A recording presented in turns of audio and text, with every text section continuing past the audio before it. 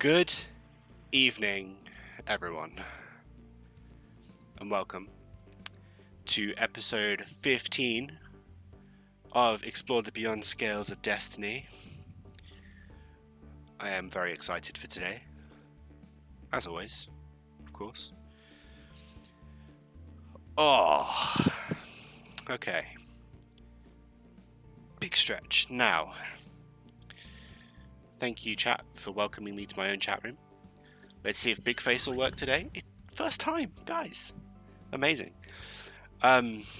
So, if anybody didn't missed it in the Discord, we released episode 14 on YouTube on Thursday.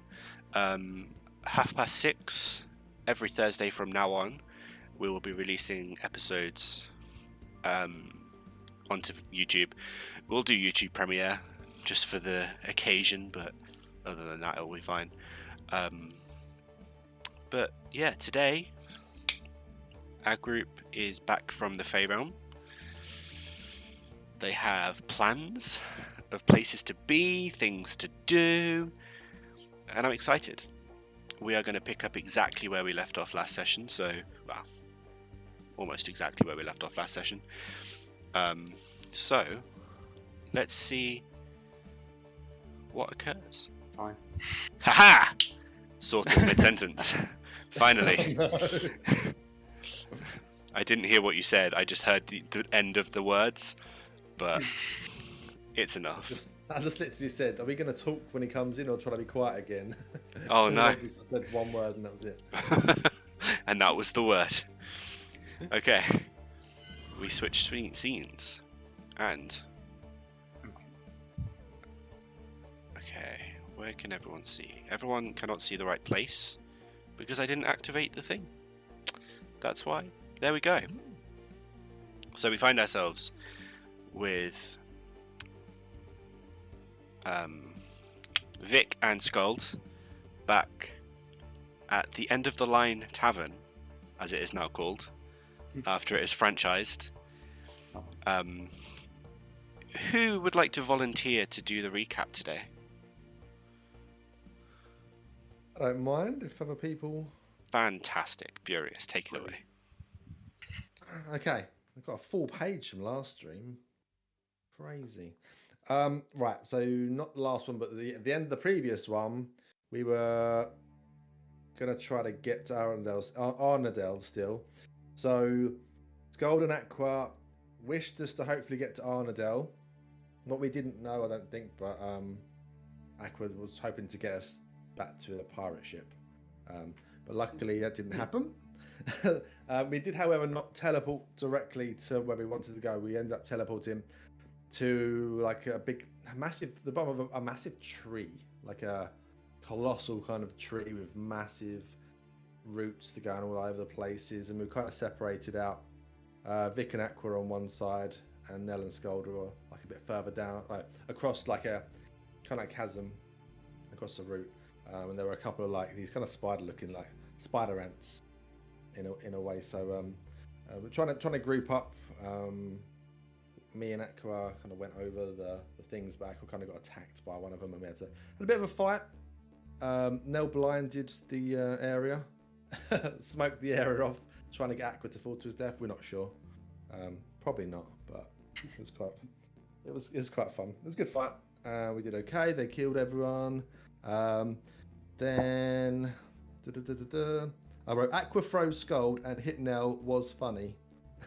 That's one of my notes.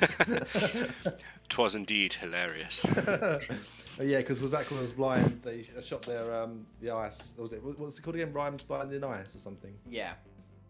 Rhymes binding ice. That's it. And through like the blinding cloud, and managed to end up hitting everyone. That was quite funny. But we after the fight, we ended up looking around, and we saw there was a portal down by the coast, which looked like a little way away, but not terribly far. So we made a walk down towards it where it was, but it just seemed to take ages and ages. We weren't seem to getting closer until like it's something that should have taken like a lot less time. It ended up taking hours and hours and hours. But we got there and we realised that there was like the portal was like an island just off the shore a little bit, and we thought about how the best way to go over there, and looking around, saw a boat a little way down, which looked like it was, quite a way down the shoreline. It was getting a bit late. We've been walking quite a long time already, so we decided we were probably going to have a little rest up. But we tried to walk as close as we could to the boat as we could, and a journey that seemed like it would have taken a long time. It took us like half an hour or something, or 10 minutes actually. Yeah, it took about 10 minutes. Whereas it was weird that it took so long to get from the tree to the shore, and then such a little time there. We still rested up. Vic tried to prank Sköld, failed miserably. Got a little bit of a stern look and a telling off. Yes. I was like, oh, whoops. Then we got on a boat. Aqua finally becomes the captain of a rowboat, but It was the cool. first Allegedly. well, we'll get to that. Apparently, when we go there for 30 minutes, no problem. Get onto the island, and we teleport back. We decide to teleport back to the church, and it actually happens. We teleport directly through, not to the other portal or anything, but actually directly into the church where we left. All confused.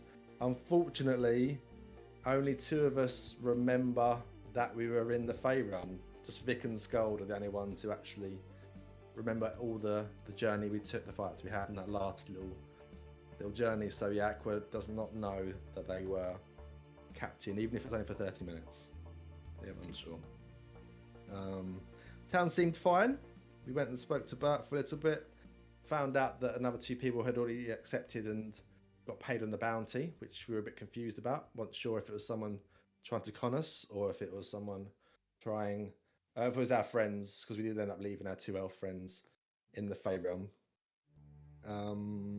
Went to the pub, which is now franchised. A franchise of the stop along the way. I didn't write down what this was called. What's this one called now? End of the road, was it? The end of the road. Nice. I know it's written on the other scene, but not on this one. I couldn't see it on it. Yes, it is true. That's the pub, a franchise. We spoke to... I forgot his name now. Unifis. Unifis. Yeah, boy. Oh, boy. Legs over heads and eyes. I'm confused. Oh, I see. No.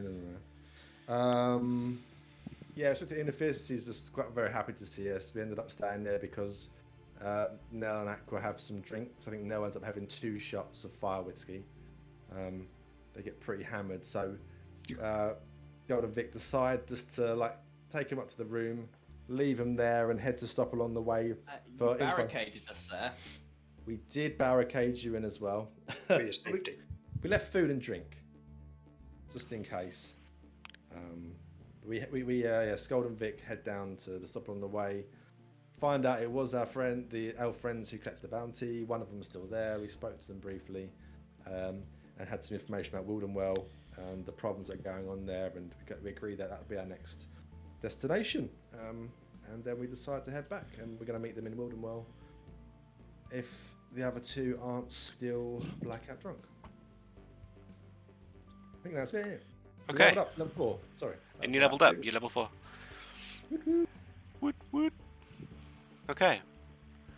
So yeah, during Vic and Sköld's trip to the stop along the way. Oh, you missed out that you'd been gone 4 months, I believe. Oh yes. It was a while. It's a while. It's been a while. So yeah, that's one detail you missed. Otherwise, very comprehensive. Well done. Well, thank you. But yes, while you and Sköld had been gone, Aqua and Nell left alone in a room together. What would you two have been getting up to while the other two were gone? First of all, how long have the other two been gone? It's a couple of hours to stop along the way and back, if memory serves. And they would have been there for a few hours, probably. So, Maybe about 4 hours. okay, so yeah, we wouldn't have sobered up in that time. Oh no, like the fire whiskey, it hits, gets to you?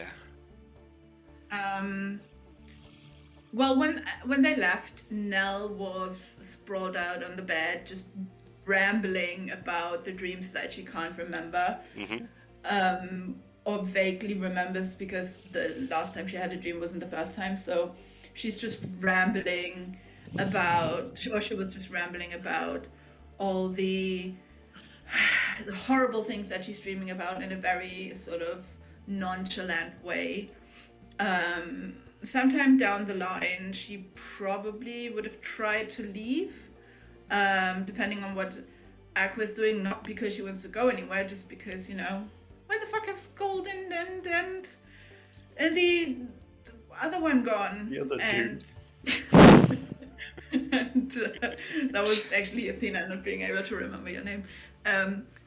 And How could you forget notice- Thickus Vicus? Oh, yeah, I know. And noticed that the door was barricaded and they couldn't get out. So she was just there. Aqua, can you try to open this door? I'm very weak, and she falls back on the bed.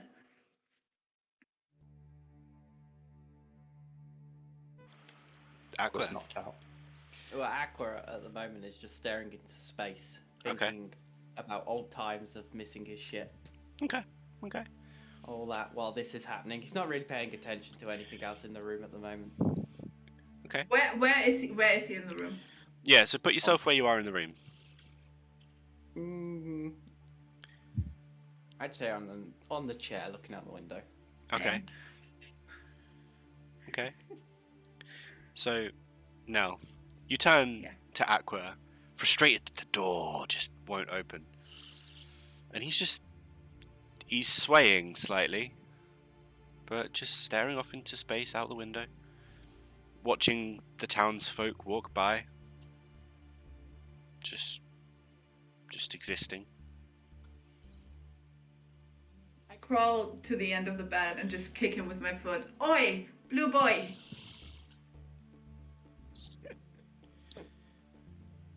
Ow! That delay was real time. Yeah. That was the process of like, I've just been hit. Authentic. That really hurt. Ow! Literally. Okay. What? He's not responding. What? He's in a daze. He's in a daze. I kick him again. Aqua, what are you doing? Make a sleight of hand / foot check, please, to see if you hit Aqua or the. Okay. You managed to just about hit Aqua and miss the chair he sat on. But you kind of glance off him. He's not paying much attention to you right now. Okay. She sighs frustratedly and falls back on the bed and then just stares at the ceiling. Where the fuck are the other two? And then probably after a while, if he's still not responding, still not doing anything, and there's nothing to stimulate her brain, she's just falling asleep at one point. Okay. Aqua, Yes. while you're staring out the window, are you thinking about anything particularly? Are you doing anything particularly? Or are you just staring? I'm just staring. Thinking. Yeah. Okay.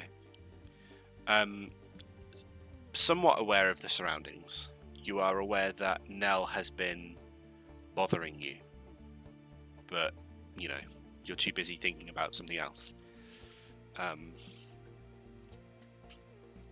You're vaguely aware that she has now stopped bothering you and has fallen asleep, and you can hear the slight snore in the background of her sleeping. And you are now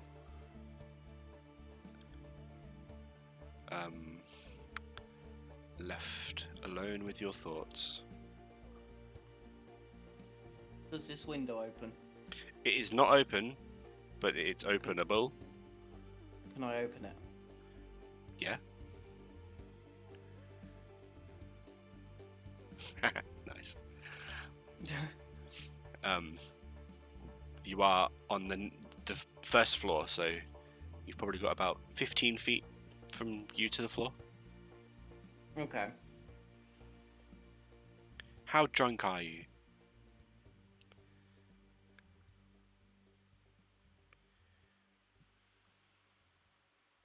I don't know.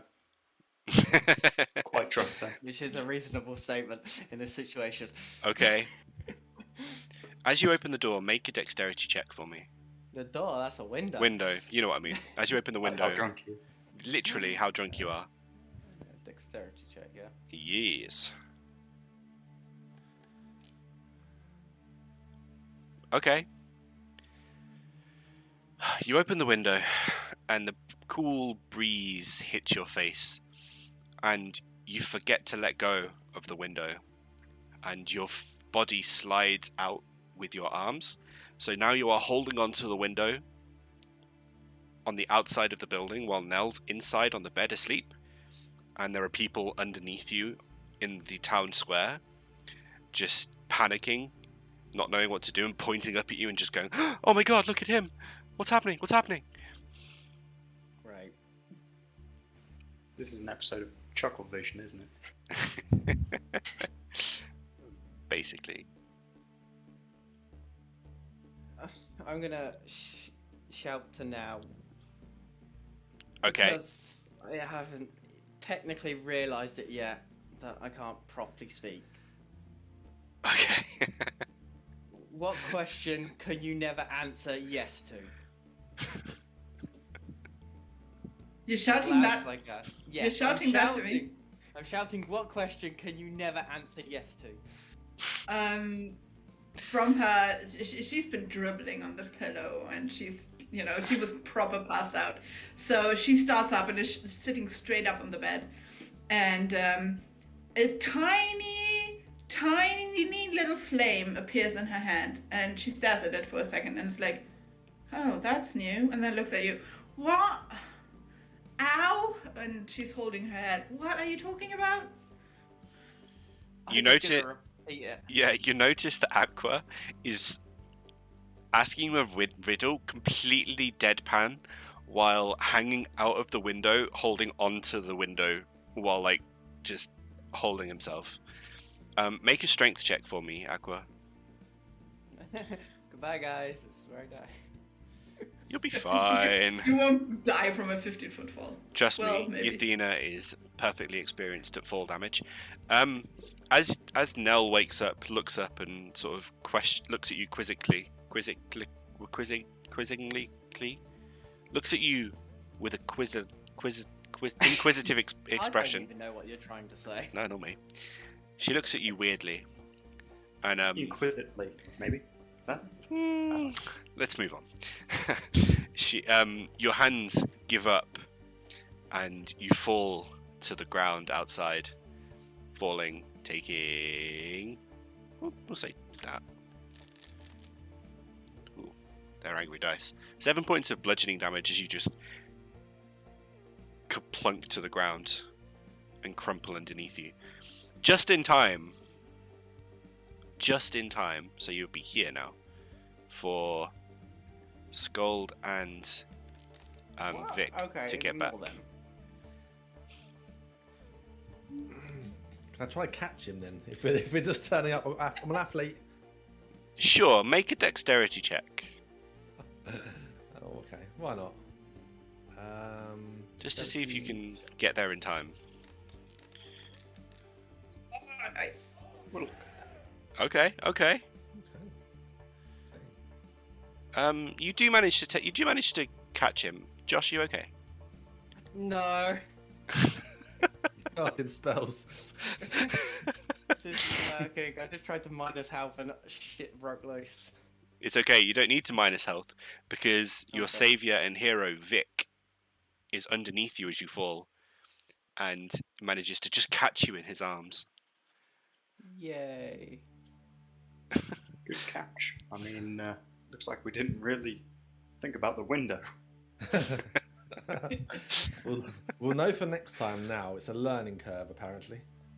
In the meantime, I would have got up, like, completely confused, but also shocked, and then look out of the window down at them. What are you doing? Us or Well, you Nothing. too, because I missed you, but him.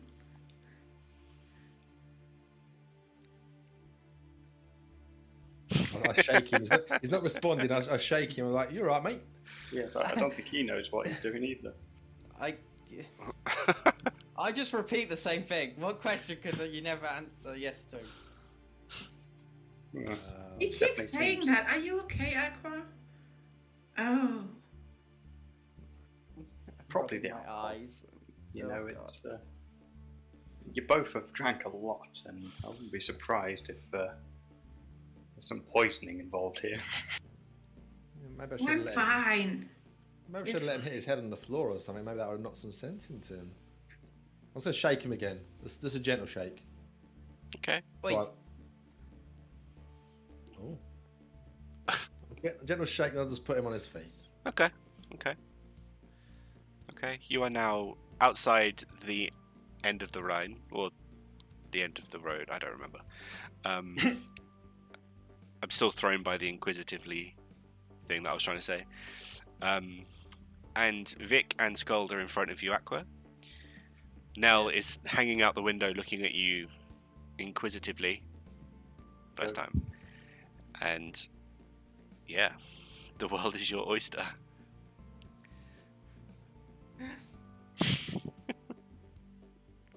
yeah.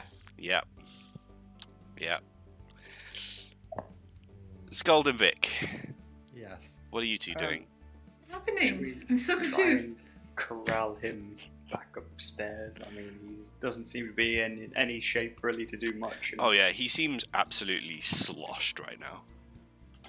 Yeah. God knows what other hazards he'll find along the way. Maybe we can get him to sleep it off. Because, I mean, they got drunk like midday. So now it must be approaching the evening. Yeah, it's getting to supper time. Maybe we should get a nice meal in this. And, yeah. Let's get a nice Good meal in this and then we can have some sleep. And then hopefully they'll both have slept off their drunkenness by the morning. Yeah. Get something really stodgy. Just a lot of bread. Yeah. Yeah, lots of bread. And I'm just going to start heading inside, I think. Okay. I will corral Aqua indoors as well. As you walk in, you see Unifis behind the bar. He looks a bit tired and sweaty, but he's like, "You're back! Excellent. Would you like some food?" Yes, we've got a couple that need to sober up a little bit. And I was really gonna say I don't- didn't see him come downstairs. He's very quick, at least. Must be. You've been busy though, obviously, and Well, how did your trip go? Did you get your money? not yet, but we know who's got it. It's just a friend of ours, so Ah, good. all's well. Good. But yeah, we're gonna need some 4.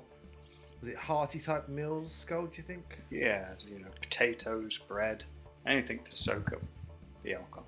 Potatoes. I could do potatoes. Yeah. Good enough. And maybe like a couple of jugs of water as well. I guess we can. Yes, that's a good point. Water. Yeah, probably. Well, I mean, I guess I'm gonna abstain from the booze today. I think actually, after looking at those two, I'm just gonna stick to water. That's very Some of us wise. have to be sober. Yes, they need looking after. I won't be Yeah. responsible for another accidental alcohol poisoning death. Not again.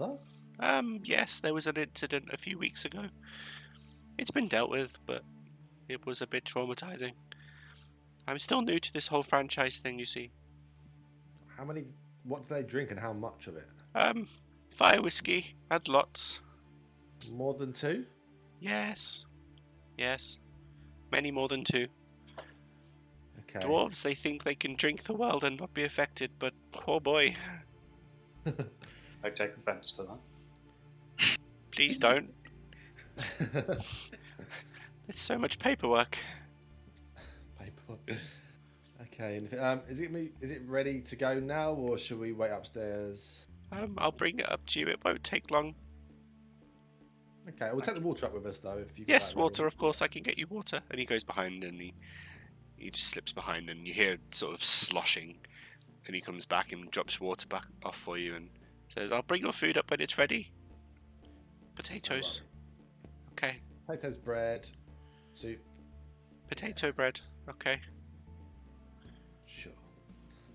Oh yeah, teleport. Boop. Boop. Wait, we're in the. Where are Okay, we? before you come upstairs, Nell will have just sat down on the chair, just looking out of the window, letting the cold air hit her face, and they left some drinks and food in the room, right? A few, yeah. Yes. Okay, so she's just holding. I think there was a jug of water or something. She's holding the jug of water and drinking out of it as her mouth has gone really dry, and she's still thinking about Aqua sort of falling out of this window and then looking down and Vic carrying him, and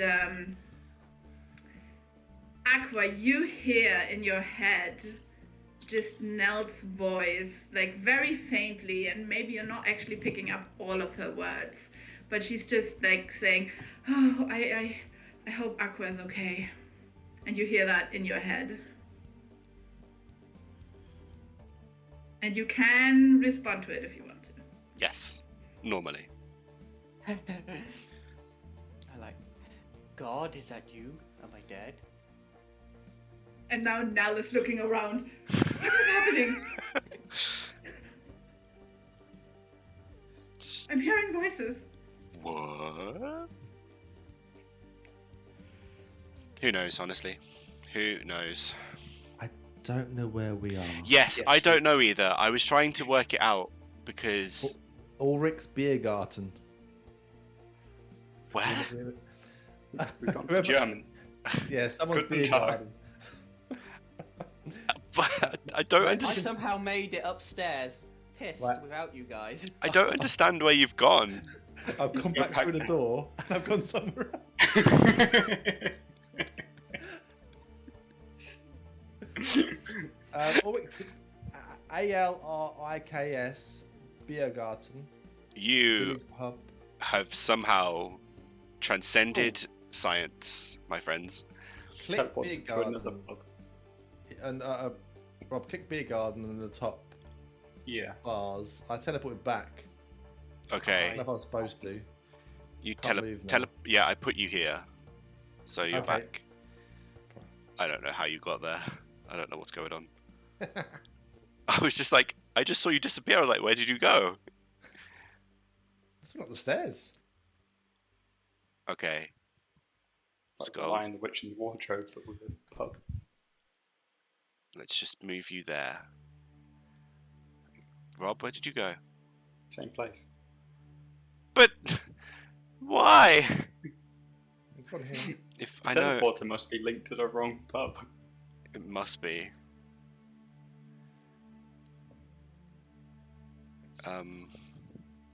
I think it's because I accidentally put another instance of it in.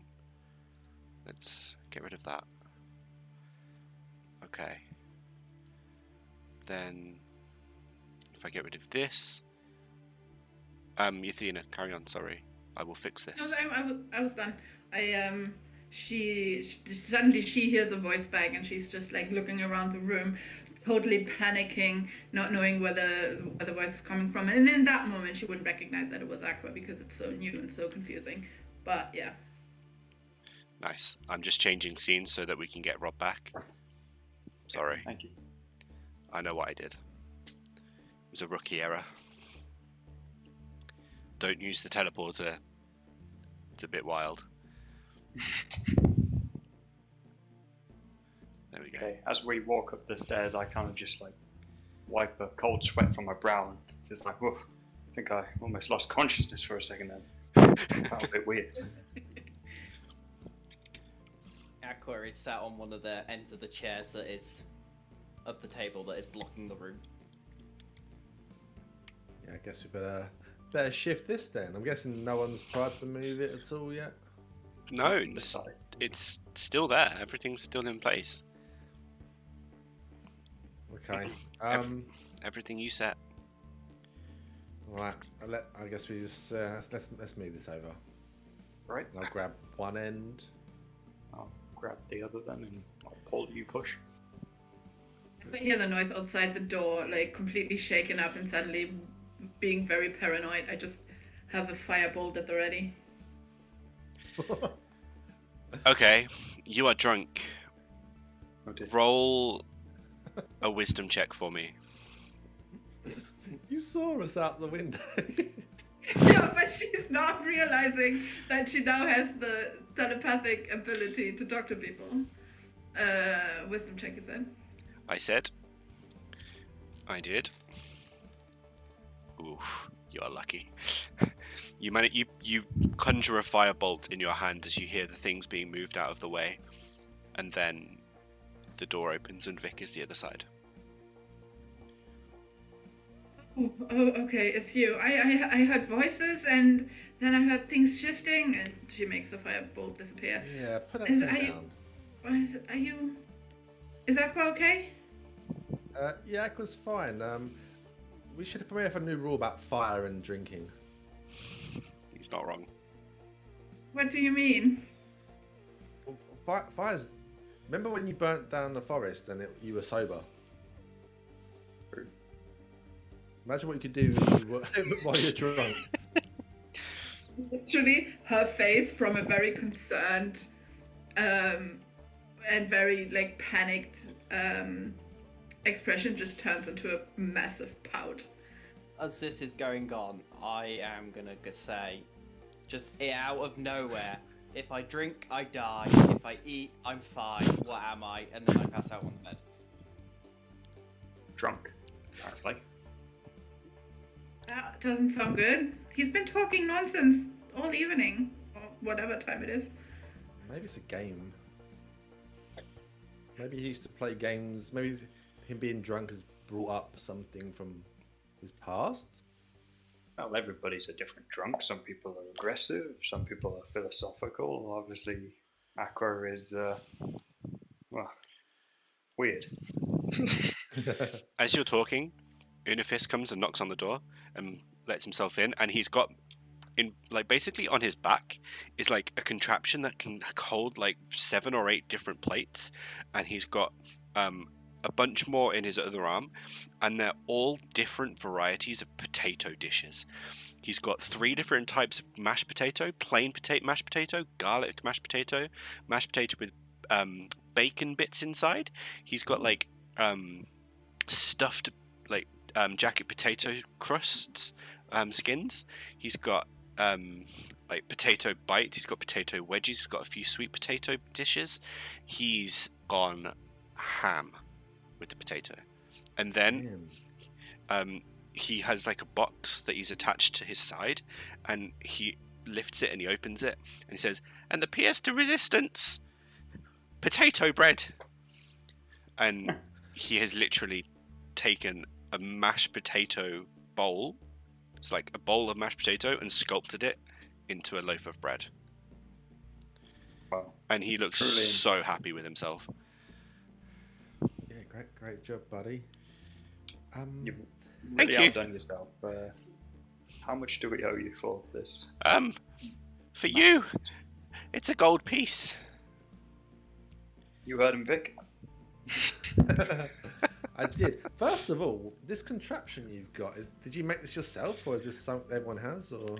No, it's something that came with not being able to afford to hire anybody else and being a franchise. So I You have to, bought it. well, it came with You the made- franchise. Okay.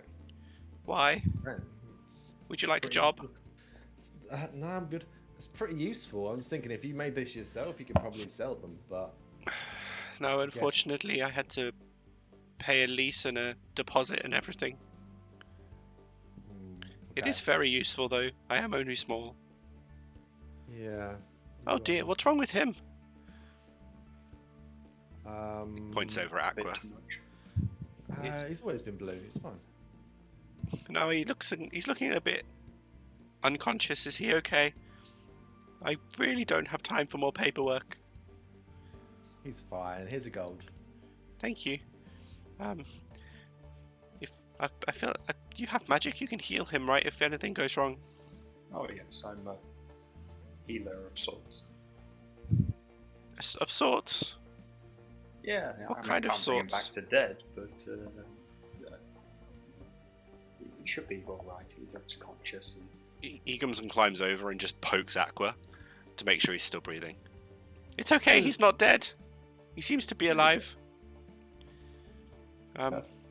Well, make sure that you heal him. And if he gets hurt, or if he, slips past you somehow. I have to go downstairs again now. But it was nice. We'll make sure to barricade the windows next time. The windows? Did what? Well, Oh, Yeah, I just point at the window and I attempt to knock at the open window, realizing it's open, and just like, oh yeah, okay. please be careful. There is an ungodly amount of paperwork involved in accidents these days. I'm gonna start shooing him out the door. See you later. Okay. Oh, bye. Okay, bye. He leaves, he hears in his head, oh, this smells delicious. Who said that?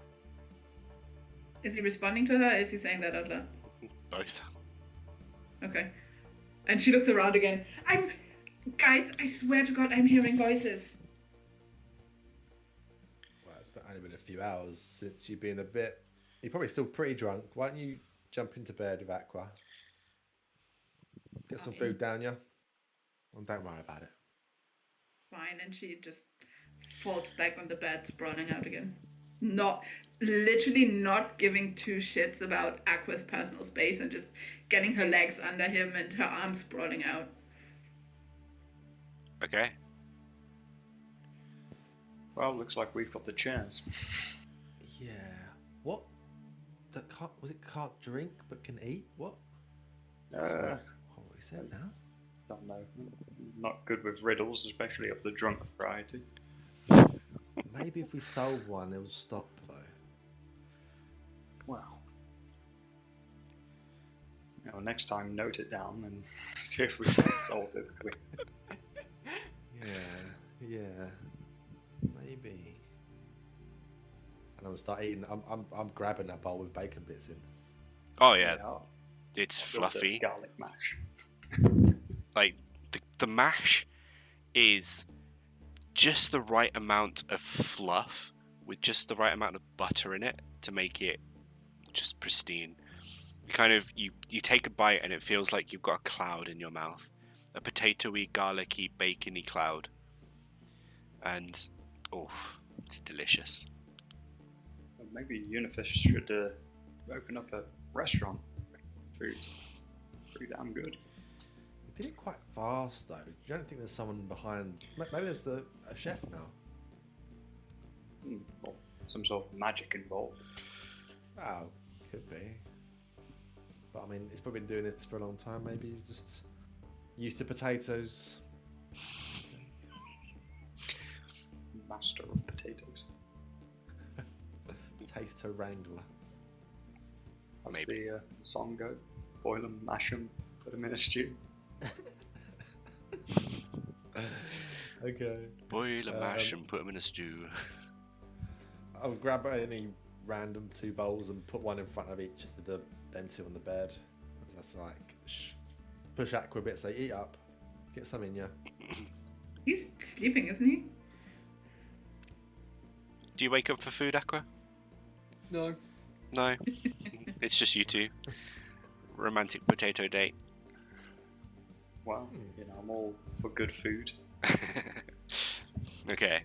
So, moving forwards past the food and sleep to... Are you going to take a long rest and wait till the next day? Yeah. Okay. So you rest out the rest of the day. Or rest of the evening. You fill up your food. The Aqua and Nell wake up at various points and have some of their own food and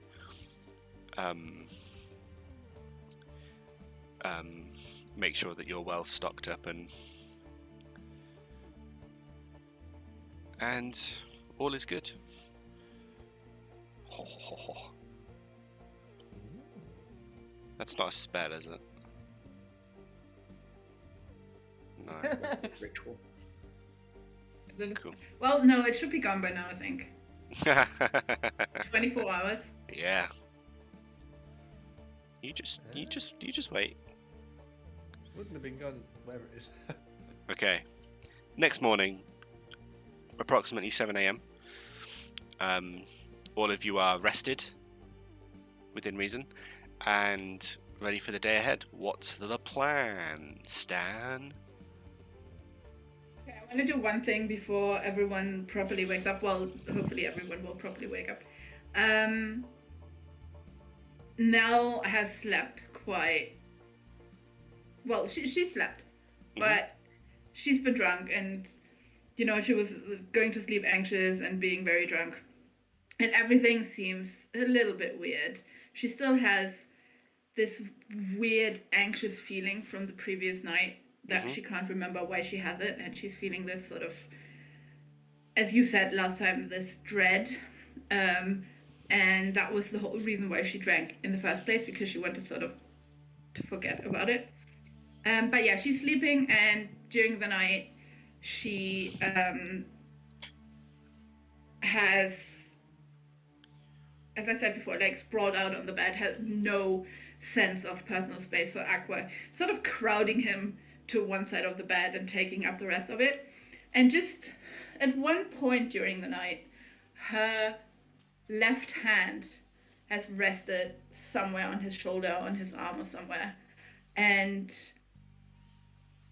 you can see a sort of singed handprint. It's not completely burnt, but yeah, it's the edges of the handprint are very black, and it smells like smoke. Okay. Aqua, you wake up with a singed handprint on your body. And you also have Nell kind of sprawled all over you as you wake up in the morning. Both of you have raging hangovers.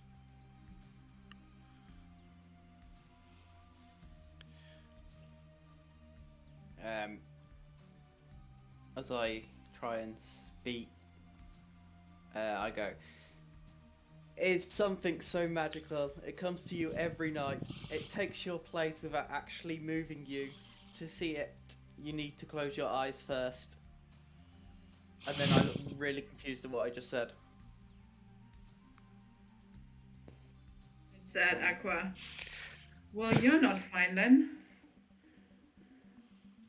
What was that one? I'll just rub my eyes a bit. What? Yeah. Right, we want to solve one of these. I repeat it to them again. I don't know what it was. Let's read it again. It is something so magical. It comes to you every night. It takes you places without actually moving you. To see it, you need to close your eyes first. It's a dream! It's a dream! And Dream, Nell literally shouts that in his face. Yeah, I shake my head because it's like, yeah, I was trying to say, that's what I had last night. Cool. Now you can speak? Normally? No.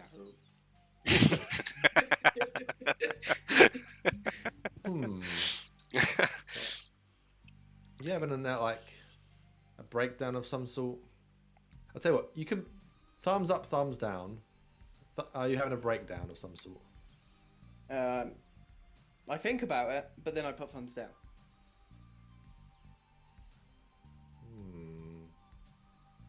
Magic related? Thumbs up. That's not my area of expertise. I'm gonna get some pastries. I'll do a medicine I check. squint my eyes at him as he walks out. Make a medicine check. Yeah, that's the best thing I can do at the moment. I'll just make sure you haven't got a concussion or anything like that. Well, Killed him. He might actually be dying. You're fairly confident you see what look like lumps under his armpit, which from where you're from can indicate a disease that gives you maybe about a week after the lumps emerge. Now, don't want to raise any alarms here, but this could be just a simple, concussion. It could be that you're dying, but that's the worst case scenario. There's a lot of range there. So let's hope that it's just something that comes and goes. You might be dying, you might not be dying. I can't be certain. That's Like the when two options. It's essentially I'm gonna Google. just stare at him down because I know magic is fluctuating, and I know it's to do with that, and that I'm not dying. But I can't say it, so. Yeah. Okay. Are you heading outside? Are you staying inside? I've already gone to get some pastries from the stall. Okay. Is everyone following? Is everyone staying? Yeah, you guys. Yeah, Nell would have first just got up, held her head, and drank a whole jug of water, and then sort of staggering out, following Vic. Okay. Should I use the portal or should I not? No, don't use the portal. It won't take you anywhere. The end of the road. That's the name of the place. Oh, there's two Nells. Aha! I was wondering where Nell had gone. There we are. So you're back out in Over. Vic straight across to go and buy some pastries from Harla. Ever Hello. the friendly neighbourhood pastry seller. Morning. What's the most fresh? What's the most fresh what? Well, pastry. Pastry. Yeah. We've got some croissant. We've got some jams. We do have some jams. We have a raspberry jam, strawberry jam. We have a sneaky marmalade. No, not for me. Okay. I was just gonna shout croissants and jams. Sure. We not got any leftover pastries from last time. Now, pretty much took everything that they had. What was that from? That was what, 2 weeks ago, wasn't it? That was 4 months ago. 4 months ago. No, I bought new pastries last time. Oh, I did bought you? cake. I bought cake last time.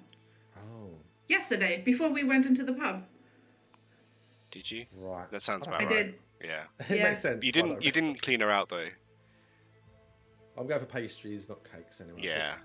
Obviously, if you guys want to have your cake, then that's fine. I'm happy to buy everyone some pastries if you want. My No, treat. I give him a thumbs up. And Vic, you hear in your head, yes, pastries sounds good. Or croissants sounds good. The look. How clear is it? Is it like clear like she could have said it and I missed her lips moving, or It's like she's whispering in your ear. I'm just gonna look around a bit. Like, have you got magic problems too? Are you saying that out loud? Yeah.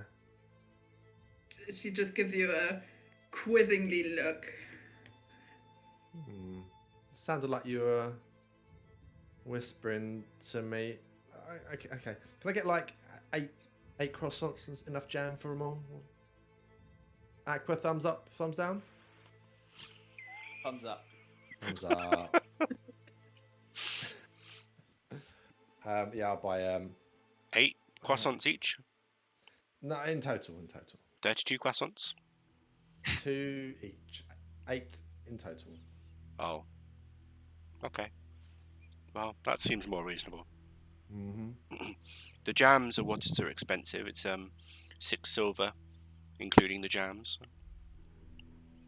Okay. Sounds good to me. I will hand over the money. Excellent.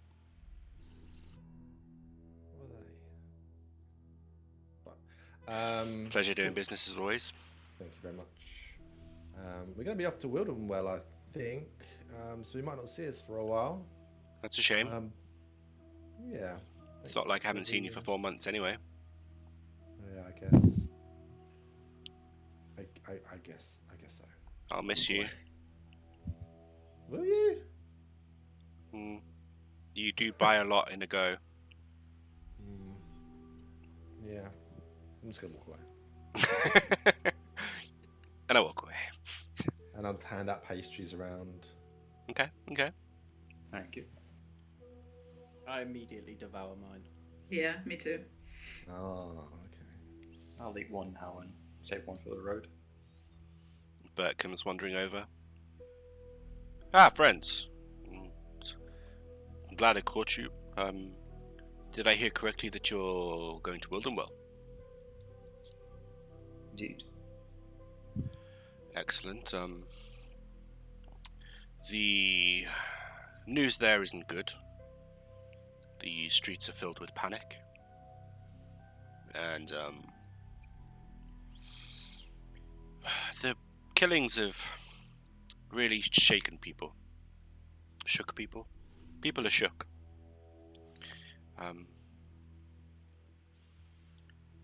It'd be worth a good amount of money then, I guess, if when we solve it. Well, yes, if that's all that you care about. But I just implore you, get there swiftly. Do you know the way? Is there a better way, perhaps, than going through the main road? Well, oh, I didn't prepare what I thought I'd prepared.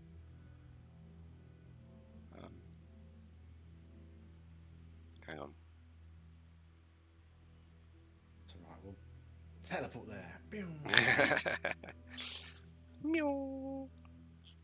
Just having a bit of an existential crisis. 3 days later.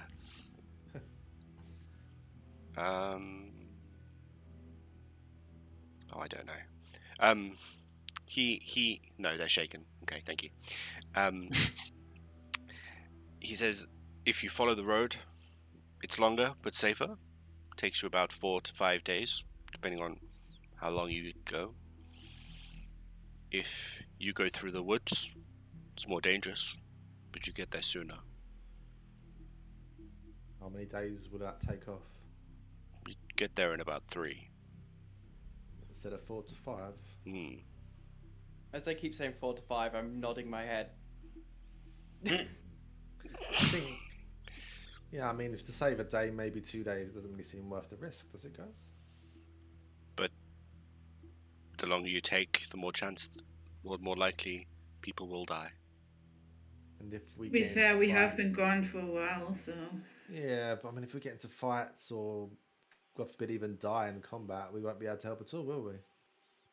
Have to rest more if we get injured. If we can safely true. get there, you know. What's the rate of these killings? How often do they occur?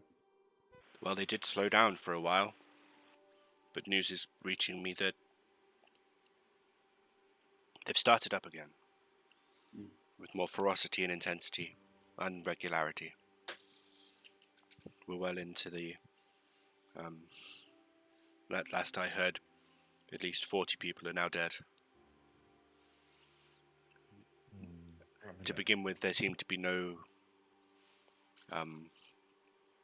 links between them. But now so many people have died that everybody's linked somehow. We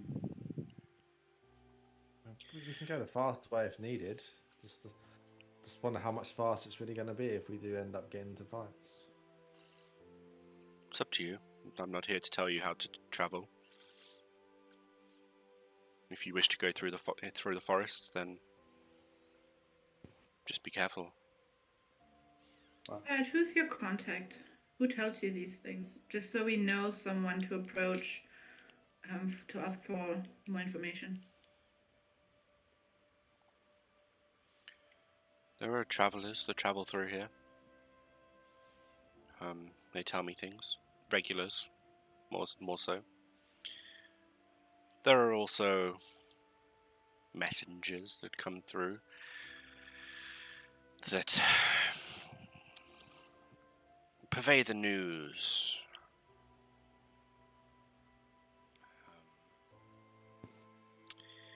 There's a We friend. have a vote then on which way to go.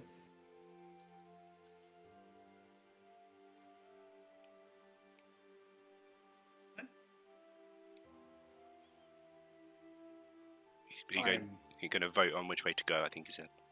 Yes. Oh, sorry. I vote Safeway. Me too. Okay. Went out of business years ago, mate.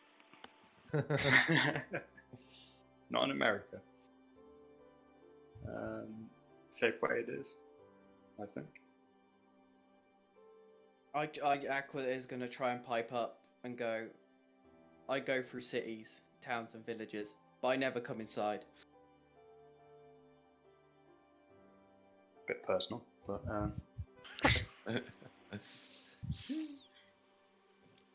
You think Aqua is voting for the safe way too? Thumbs up. Okay. my vote means nothing. Safeway it is. Okay. Are you actually for the dangerous way, Sköld? No, but it makes me feel morally superior. Nice. Okay, well, when you reach Wildenwell, look for Izzy. She, human. Nothing special to look at, but you'll know her when you see her. Very...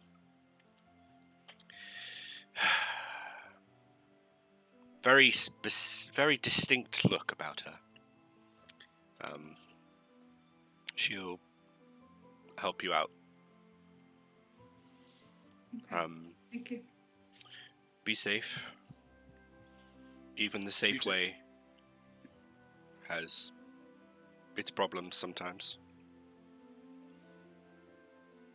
Keep an Bandits eye on out the for road. bandits and the like. Bandits, goblins.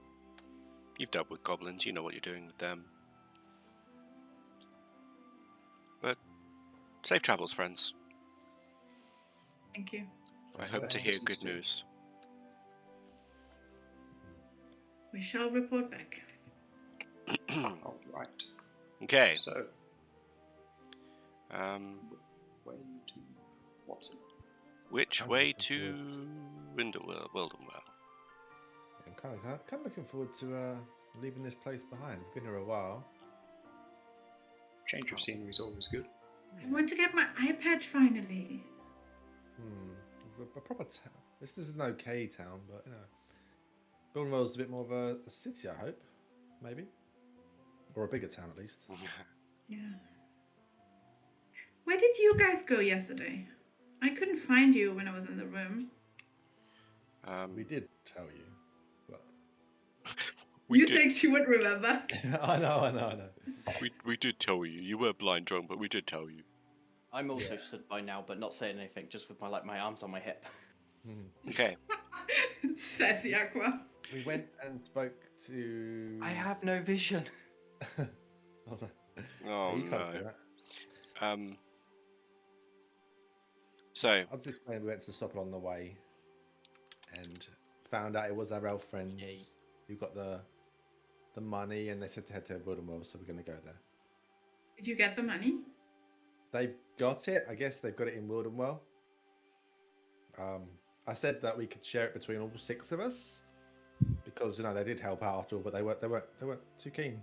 They were fine without the money. So okay. So, traveling along, you pass the stop along the way. You head off out of Orva towards Wildenwell. And traveling a direction that you don't really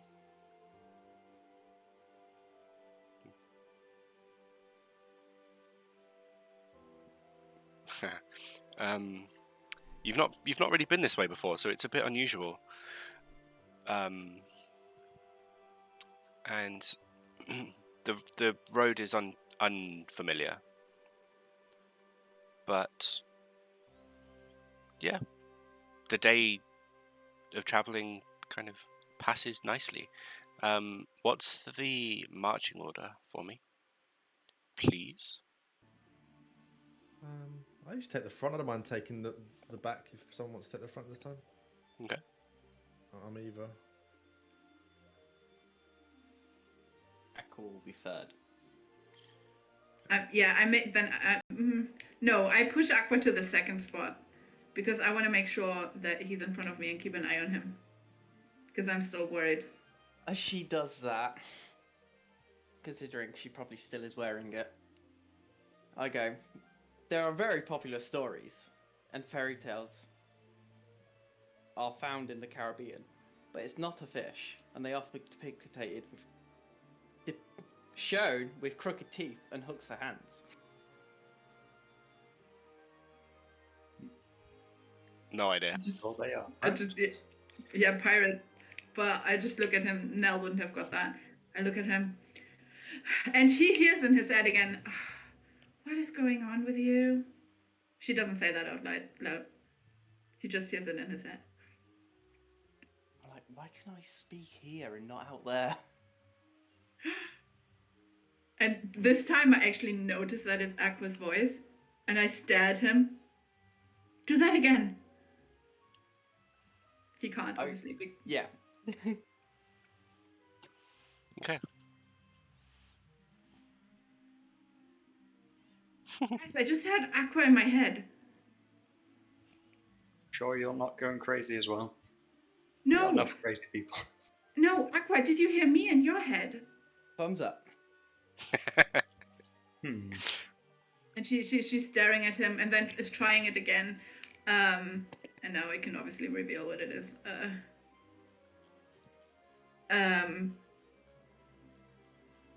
Why are you speaking so weirdly? She's saying that in his head. I honestly not sure. I only seem to be able to speak in riddles. It's fucking annoying. Seems legit. Aqua can only speak in riddles, and he doesn't know why. Okay, well, at least he's potentially not dying if he's aware of it. He still might be dying as well. Could I don't be. know for sure. It's true. Why At can't least he I hasn't gone suddenly insane. speak to him in his head? I don't know. I mean, we're getting stronger the more we do this. I mean, I'm a lot faster than I was when we first crashed on that beach. It's all this fighting, all this traveling, all this. I don't know. I'm all feeling stronger. Maybe it's something you've gained from your strength. Maybe Maybe. the many visits to the Feywild have altered us somehow in ways we can't understand. A thumbs up to that. I'll make sure to speak to him in his head when he needs to say something. Apparently he can respond to me. Maybe the translator then.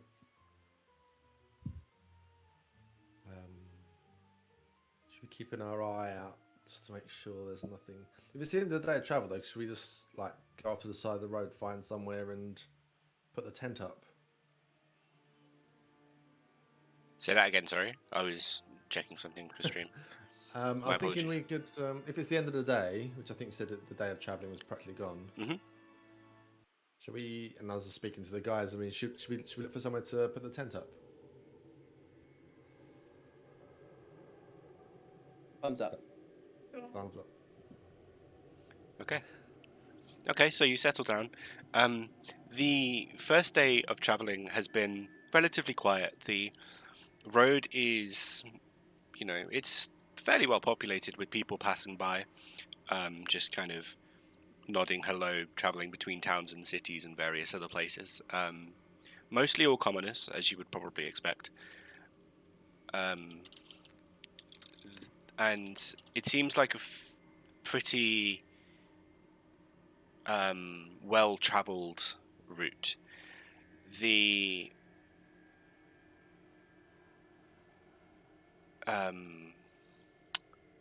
brain. Yes. So the whole travel from Orva for the first day has been fairly standard. And then when you settle down, you're currently at the part. Yes. Yeah. I'm trying to judge where you've made it to. Sorry. So currently you've made it past a forest on your left and a forest on your right, and then you're next to a group of hills on your left-hand side as you're walking down the road that you can see in the distance, but aren't really close enough to impact your journey. So as you settle down for your night, are you setting up watches as you camp? We would probably do that while we're out and about. Yeah. I'll go first, I think. Okay. So as you settle down for your watch, roll perception for me. Perception. Perception. Yeah. Okay. -2 on your Oh, perception. whoops, that's persuasion. I was going to say, that doesn't sound right. Whoops. Oh no. Well, Well, I think I was better off with my persuasion. There's something still nagging at you all through your shift. Like, what if Aqua is dying? And while you manage to just about keep watch, and there's a traveler or two that passes by on the road. So like, if you're on the road now, like putting you here would be roughly where you're camping. Just on the side of the road by some trees. Like, what if Aqua is dying? And then a few travelers pass by, and like, he might be. Those lumps are a bit concerning, but yes, it's fine. He's probably fine. But what if he's not? But he might be fine. Your watch ends, Ponder it. unless there's anything. Yeah. Yeah, I just like ponder it a few times, thinking of all the different ailments it could be, listing them in my head. Sort of as you do, when you're searching up for your illness on Google, and it comes up with everything under the sun. So yeah, I'll do that, and then I just try and wipe away the worry and focus more on the watch. And yeah, now that it's come to an end, I go over to Vic and poke him to get up. Nice. Where is it? It's you, Vic. Okay. I will get up, but I'll just look down just to make sure that he didn't try to prank me back. But guess I seem okay. Currently, yeah. You seem okay. I don't think he would, but okay. And I'll just wander around the camp a little bit. Okay. Make your perception check.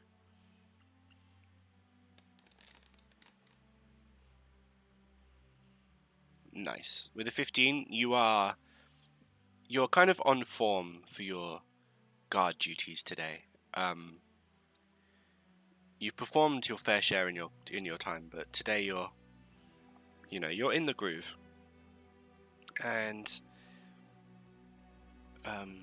there's one person that walks by, and sort of bearing in mind it's the dead of night at this point.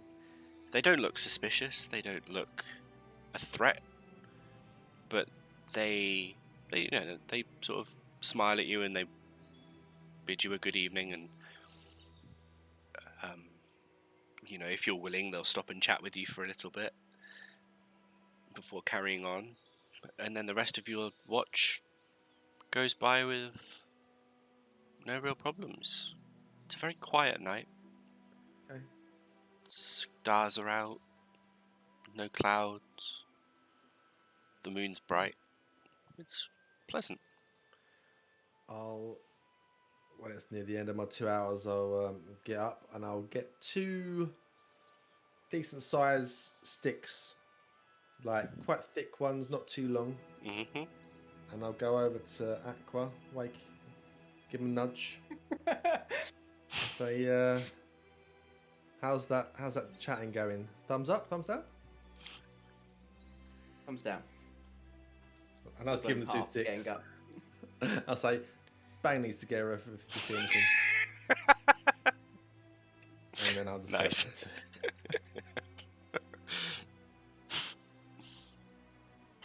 Okay. So Aqua, for your watch, roll a perception check for me.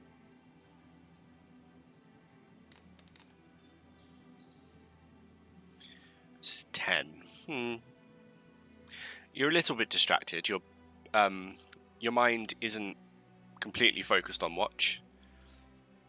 It's a weird situation you're in right now. We'll put a campfire there. Like, very weird. So it's difficult to focus on keeping watch, but you know, you've experienced some crazy shit recently, so this is up there. Is there anything you'd like to do? No, Aqua's not going to do anything. Aqua's just going to sit there and try and figure out what could be the cause of not being able to speak normally. Okay, fair enough. Make an Arcana check.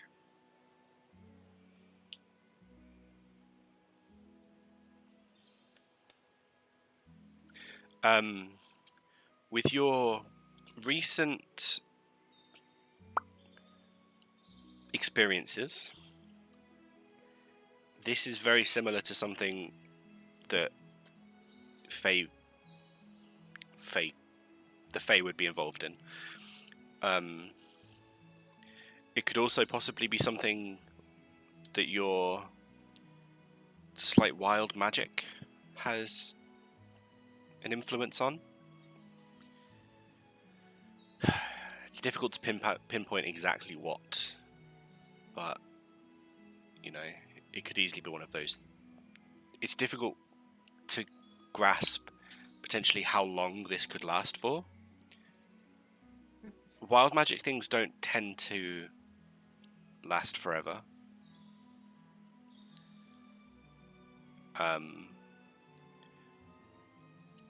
Fae things probably do. Right.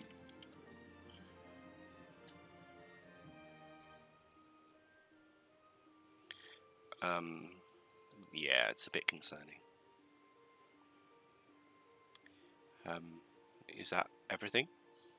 Yeah, I suppose before Aqua's going to go back to sleep, I'm going to go over to Nal and shake her while repeating, what question can you never answer yes to? As much as I can. Okay, I wake up still a little bit groggy because the day was exhausting. A lot of walking, still, I had the headache, still was nursing the hangover from the day, but having slept quite well. And I look at Aqua, and in his head, I say, "Are you okay? Did you see anything?" And in my head, I'm going, "Are you asleep?" as I shake her.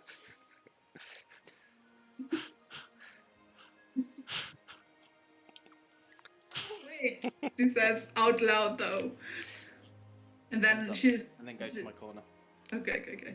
Yeah, and then she's huddling up next to the fire, and having her watch.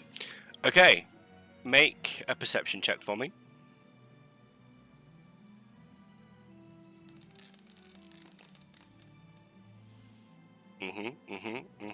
Okay. Your watch passes. You go a solid hour when nothing happens. Nothing. Not a bird flies by. Nobody's walking past. It's starting to get a bit lighter outside.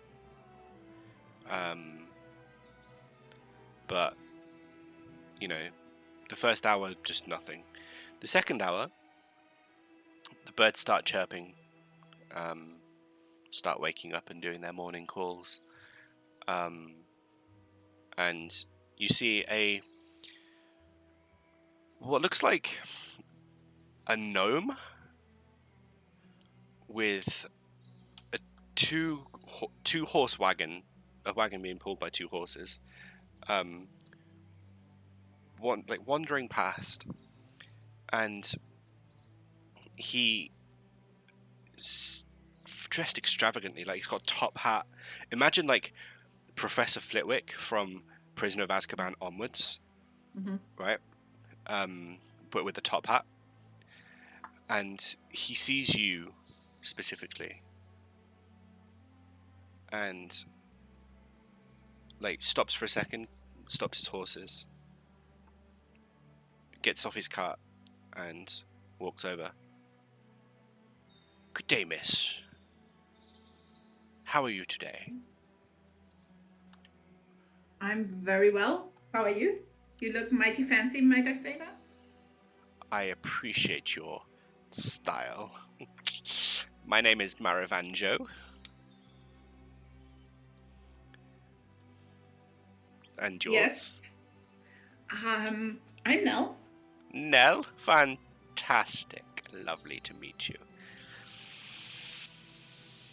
Where are you off to? I love the smell of a fresh forest air in the morning. It's just the best. Now, could I interest you in some trinkets? Of course, always. What do you have? Wonderful. Oh, I have much.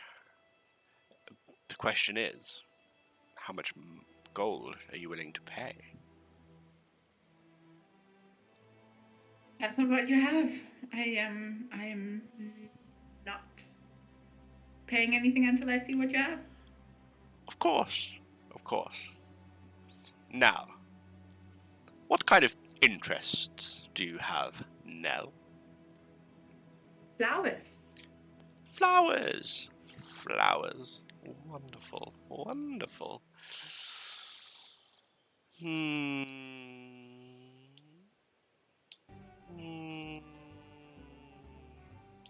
I don't think I have anything of flowers. That's a shame. Indeed. And she's genuinely disappointed. She's genuinely disappointed that he doesn't have anything flower related. I apologize. It wasn't my intention to disappoint. I enjoy pleasing people. But let me see if I can spice things up a bit. And he sort of turns away from you. Make a perception check.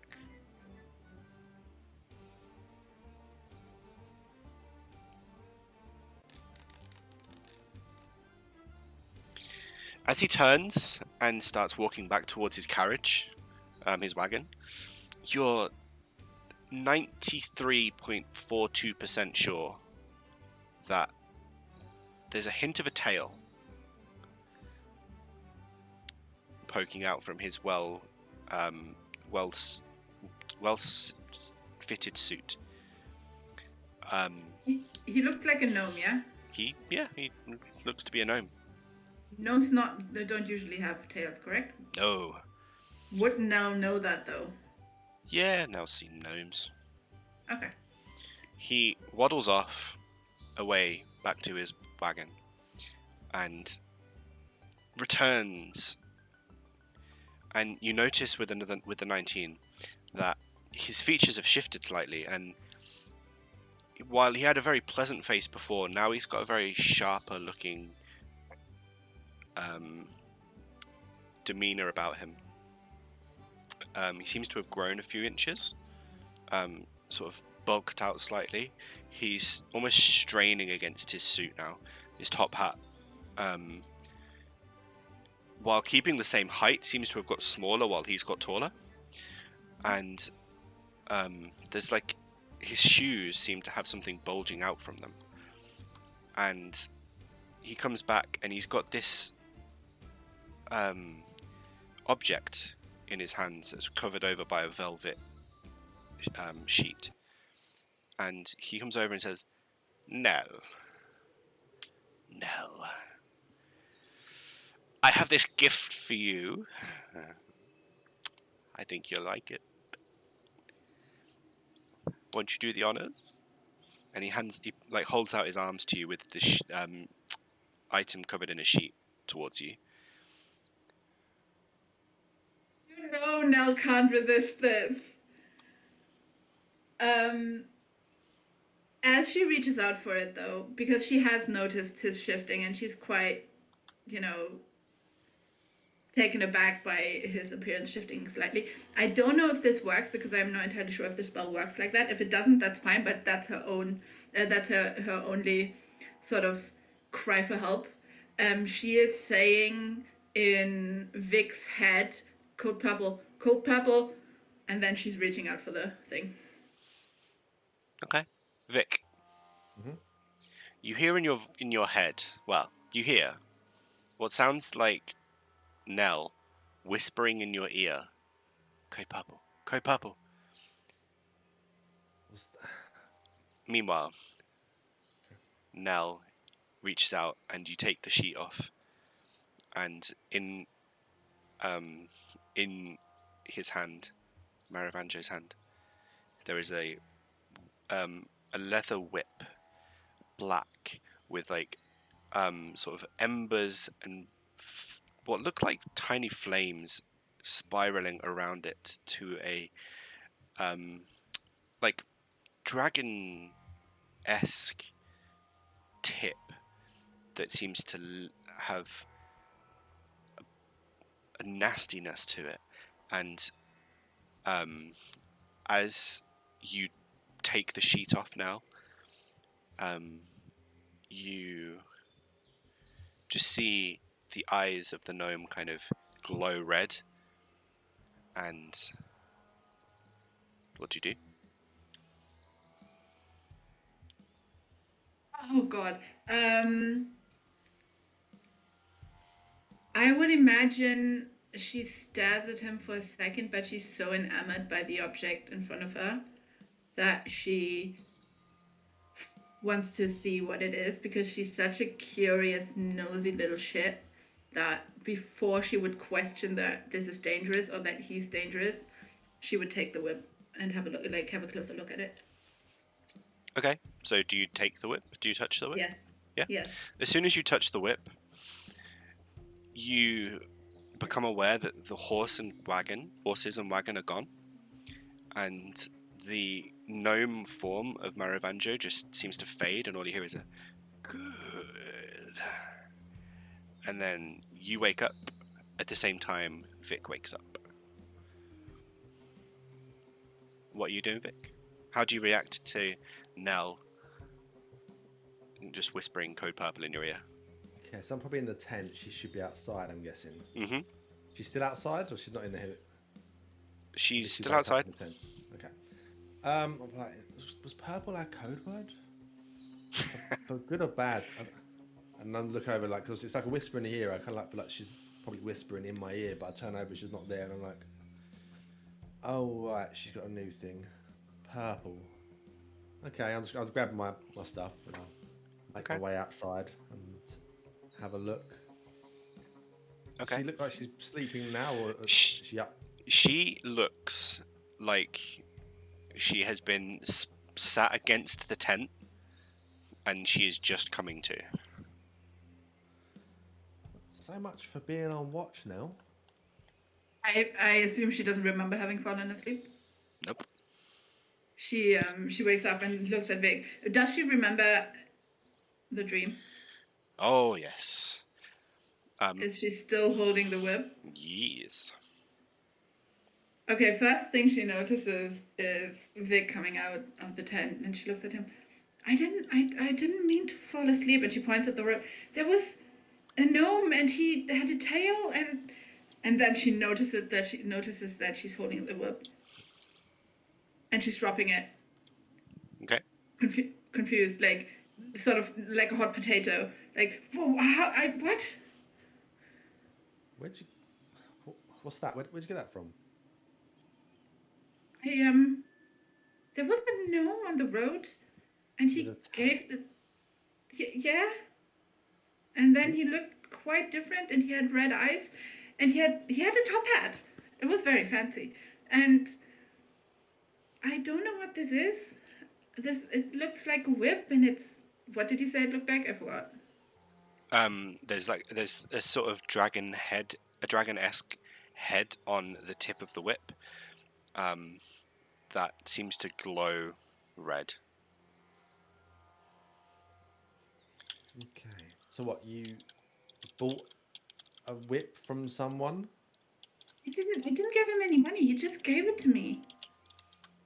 And I did.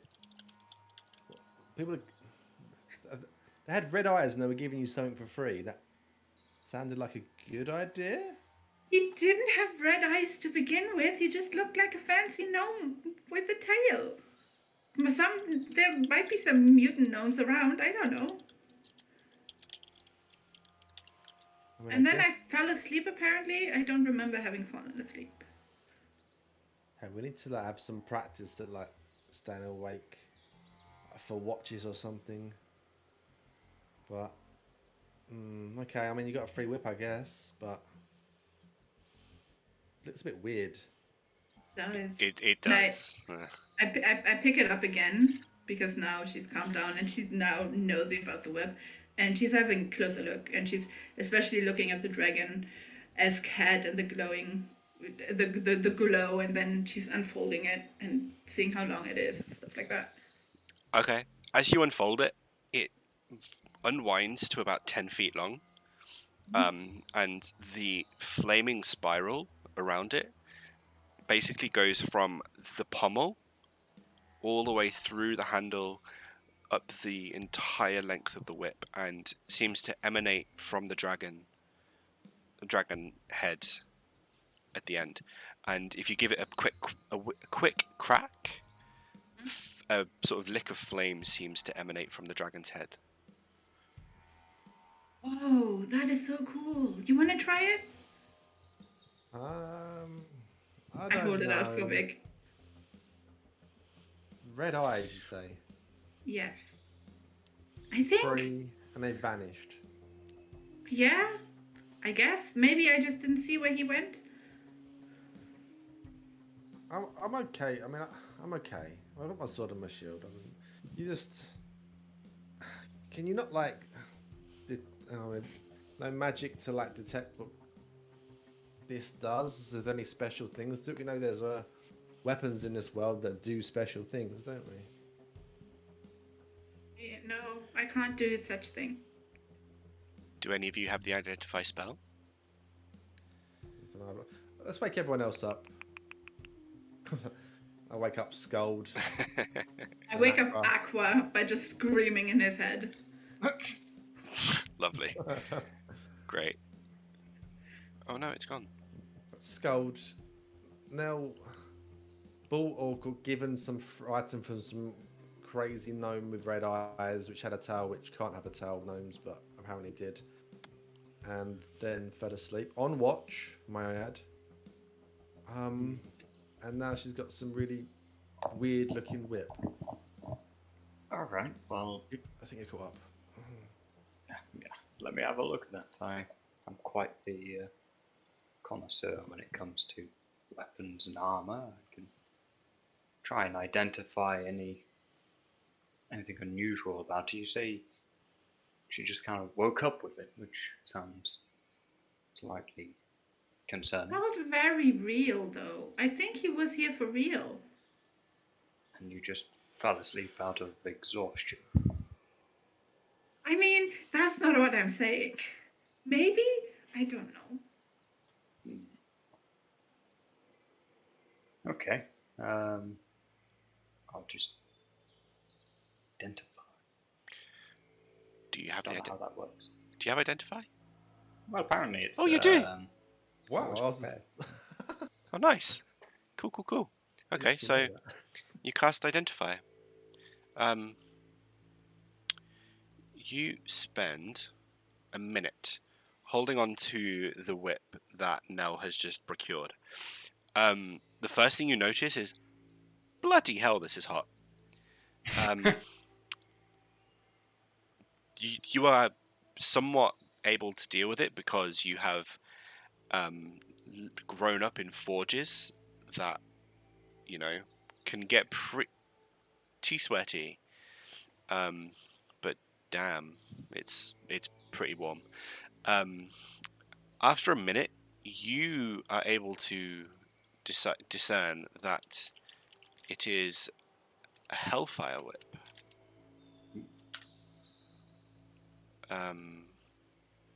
Which appears to have disappeared from Nell's inventory. But it's okay, I can put it back. Look at me. I am the owner now. Yeah, just yoink, mine now.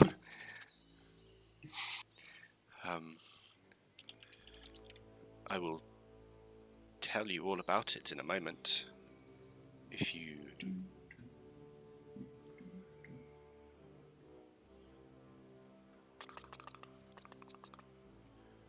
Okay. Go into chat. Go into chat. If I do that, will it work? No. Yes. Yes. Yes. Sort of. Okay. Okay. Oh my god. Okay. But okay. I will relay some of this information that I would know to the group. Yeah. So, yeah. Identify is a spell. You literally magically get all this information. Yeah, literally. Okay. Well, I don't want to spoil everything, but yeah, this whip is definitely a high quality item. You have a fairly unpleasant feeling about it. Yeah. Like it feels wrong to you. It definitely seems more than just a standard whip. It feels imbued with sort of magic that I personally seem to be uncomfortable with. What exactly it is, I'm not too sure, but it's not particularly pleasant to hold, in my opinion. But everybody sort of tunes to things differently, and it could just be that I'm not too compatible with it.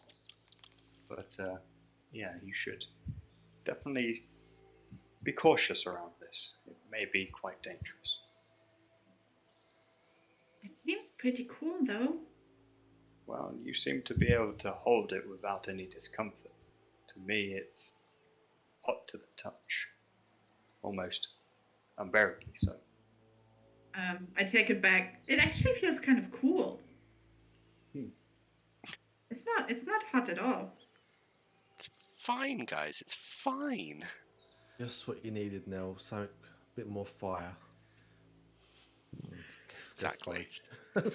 So, can I just clarify? You have not told her any of the things that is actually said in the description, except that it's something like quite dangerous that makes you uneasy. Yeah. Do you would know I- it though? Would I know this? The identify spell tells you everything.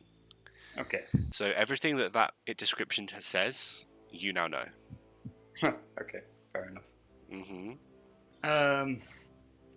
Yes. Yes. I have a feeling that it may have certain properties that may... There's no easy way of putting this, but take people's soul away and transform it into something else. As he says that, Aqua's gonna pull out his sword and just look concerned at it. And then hold it in front of Sköld. I'm familiar with the inner workings of it. But... Aqua, make an intimidation check. just because. Oof. Aqua is threateningly holding his sword out to you right now, his rapier. For fuck's sake. Well, it's not me that you have to be worried about in this case. I say use it at your own risk, but I can't say it's the most enlightening of weapons. Yeah, she's taking it back and just giving it another close look. But she's still curious about it, even knowing that it might be dangerous. She's definitely keeping it and not. Yeah, she's just rolling it back up and putting it on her belt. I mean, yeah, what could possibly go wrong? It's fine. It's fine. Don't worry, guys. It's fine. Aqua. Thumbs up. I spent my watch last night trying to come up with a riddle because I thought that maybe if I think of a riddle and you can answer it, it might fix you. Thumbs up. What tastes better than it smells? Thumbs down. Oh, never mind.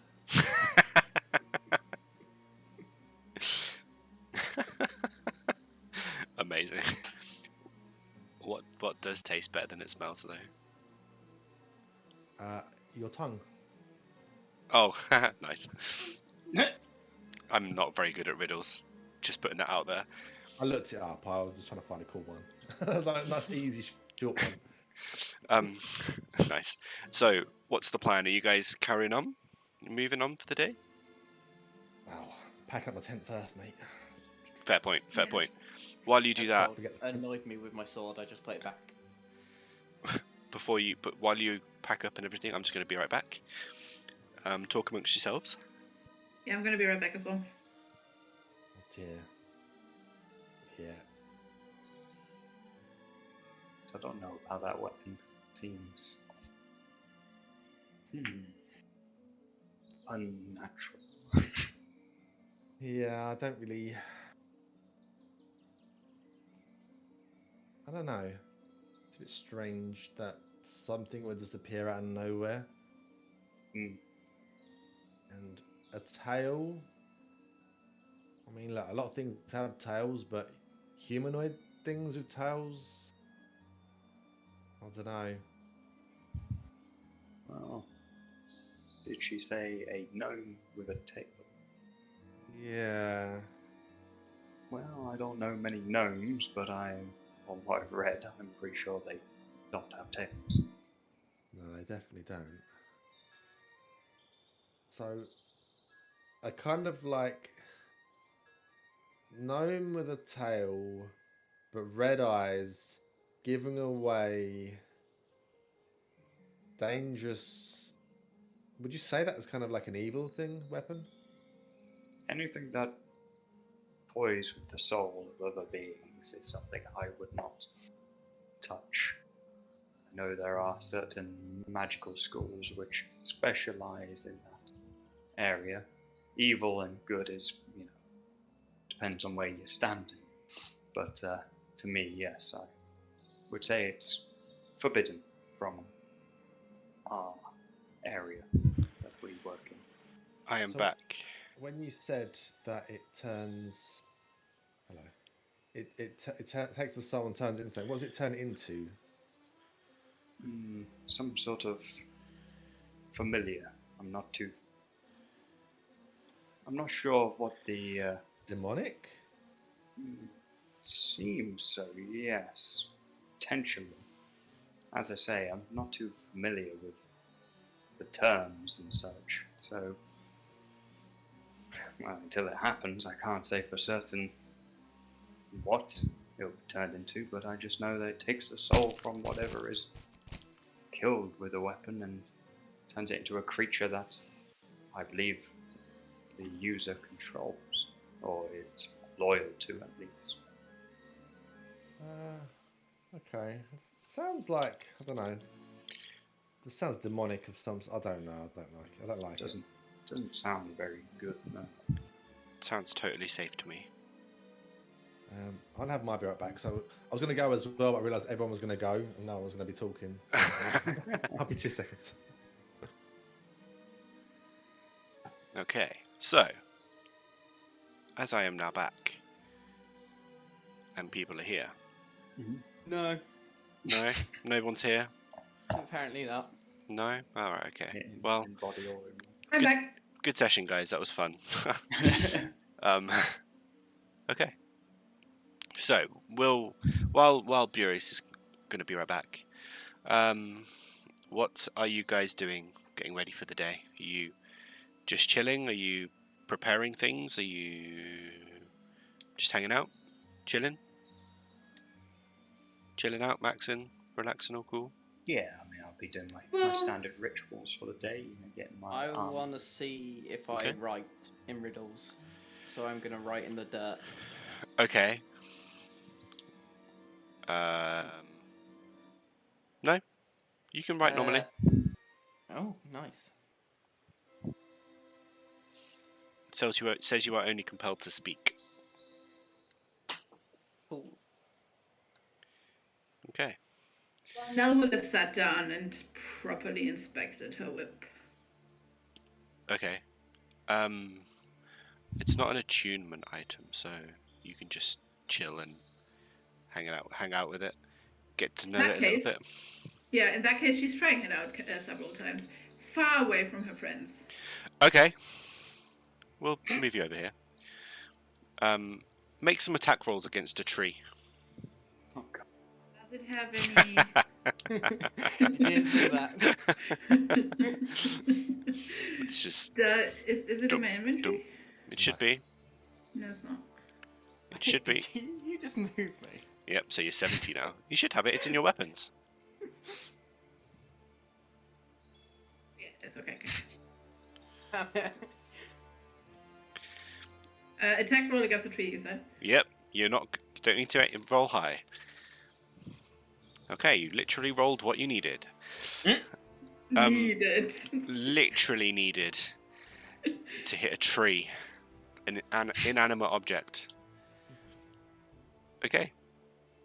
So as you whoosh the whip, you manage to aim the dragon head into the tree, and you can see just like the blackened, burnt imprint of the dragon's head into the tree. So cool, I do it again. Continue, like you just keep doing it, and you just at this point you've just got dragon heads just scattered around this poor tree. Look at this. We see this. You can see this. There doesn't seem to be any major fire produced from this. Dear. Just some mild singeing. Can we try not to burn this forest down? Vic, I don't like your attitude. I don't like that there's going to be no forest left in this region. Aqua, could you got any water a bit? It's not even on fire. Yeah. No. What? Why'd that go off? Because it does it every time you cast a spell. Oh yeah, I forgot. Oh, Yeah, that was my the first box episode. disappeared. I thought we had a cantrip or something, sorry. No, I was wanted. That is about. Okay, it's 29 by 27. Jeez. You going to douse me again? No, just in front of you on the tree. You should wear as well. You get wet feet now as water just appears in the ground in front of you, and then just spews to the ground, and your feet get wet again because aqua and water. You just see Nell just start like steaming. It's almost like it's Right. That's one safe tree. Shall we move on? Thumbs up. Yeah, okay. It's been a bit of a weird one, but continue. Hopefully no other weird creatures appear out of nowhere and give us dubious items. okay. Who do you think? What? Not who, but what do you think that was? I've never seen a gnome with a tail. Probably not a gnome. Never seen anything with red eyes myself. Have I? Meh. You have a vague memory. I keep that to myself. I just, somewhere in the back of my mind, something is knocking on a door that she can't quite open. Yeah. So, what's the marching order for the day's procession? Can we go 2 by 2? So we've got Two someone by to talk two. to. Otherwise, we're just like look at each other's back of the heads. I would love to be not the one that goes with Aqua. I go with Aqua. I talk to him in his head. Okay. Yeah, And to be fair. literally the entire time, you just hear silence from the two of them. Not a word, as anything they say is just going on in their heads. And she's initiating the conversation, and then Aqua just responds. Okay. Such as? Yeah, what are we talking about? We're talking about Aqua. Have you seen my cool whip? This is pretty cool. Might be dangerous, but pretty cool. I know. It seems we both now have weirdly themed weapons to our powers. That was a pretty banging conversation. Not yet. I wasn't done yet. I was laughing. Oh. Tell me about your sword. Why is it special? Well, it's... I need to look up the actual stats. It's been that long. It's good. It's good. It does things. Yeah. If I randomly attack with it, every now and then I can do extra cold. I can hit them and freeze my enemies, or at least give them a bit of cold damage. Is your magic? I mean, she would have noticed that obviously in the last couple of weeks, but still, like she wants to prod a little deeper. Is your magic ice or water based? It started off water, but it seems to just be going into whatever body needs at the time. Okay. Seem to be getting a spell of every kind. Huh. Because most of my magic is fire based. I'm not entirely sure why, but whenever there's a new spell, this one's new, and then she just points to her head without saying anything. But yeah, I don't know. I can do a lot of things with fire, and then she wants to use prestidigitation, and just make the illusion of an actual flame in her hand. But what she does is she actually produces a flame in her hand, and then she gets scared by it herself and just gives a start, and then oh, okay. Okay. Be careful with that. We don't need another forest fire. Not you too. No, I mean I've run out of any being able to put anything out. So unless I'm gonna freeze something in a big area, I'm not helping you out this time.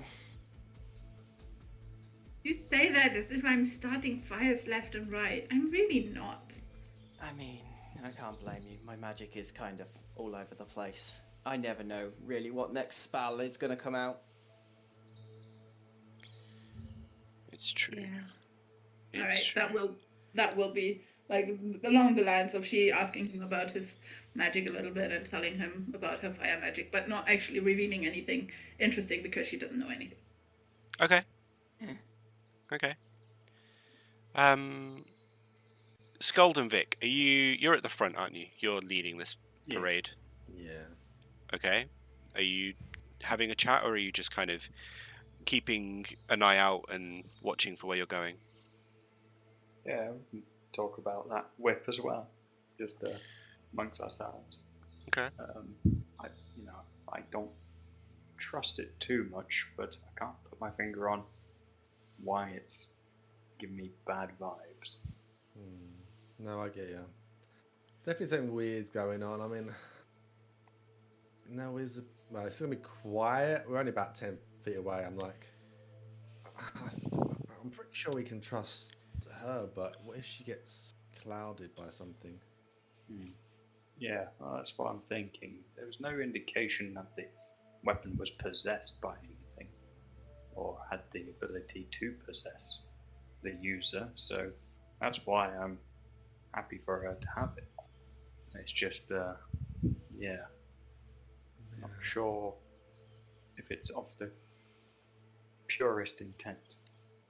I mean, this could be the start of something though, like maybe it's this now and then maybe next time she's on watch. Maybe we need to keep an eye on her when she thinks she's alone. Maybe, or I don't know. It's a tricky one because we don't want to harbour any bad feelings that could potentially cause things to get worse. But we already know how like prone she is to just doing things and just saying yes and just touching stuff and falling for things. She's already been mind what? Mind wipe. What?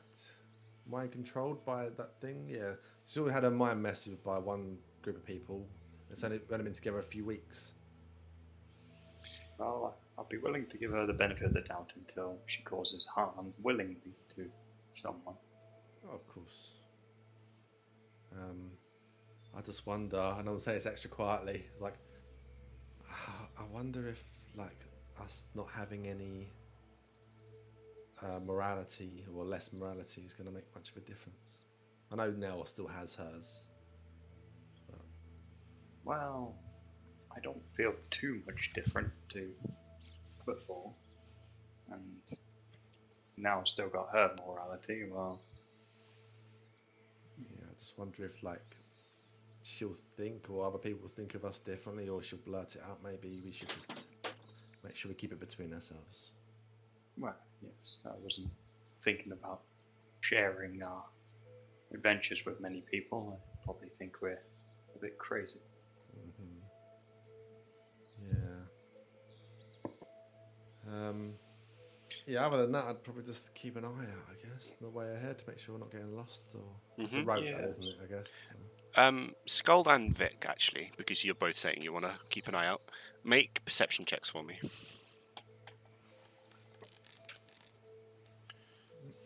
Okay, nice. Great, okay. You see a group of people ahead. Nothing too special about them. They just seem like people. Crowded round. Not moving, just crowded round. Should we... Okay, just walk on by. Yep. We can stop if you want. Do you know where we're going? Because I think we know where we're going. Just following this road. It seems to be the only road there is, so at least we didn't go through the... Yeah, I'm just wondering what these people are stopped for. Are they like... They are, I'll draw it. You won't be able to necessarily see them just yet, but they're kind of... Okay, they're here. You can't see the square I've drawn, but they're here, ahead of you.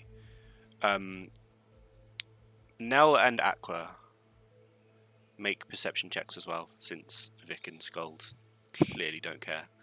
We saw I've them. seen them already.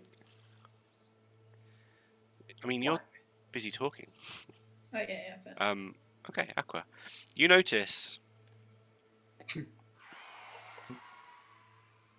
Oh, and by the way, my magic is really fiery, and I swear I don't mean to set things on fire on purpose. Okay, I'm going to reuse my commoners. I would imagine that Aqua's like completely ignoring her. This is why it's had such a perception. It's just looking around for any excuse to not listen. Literally.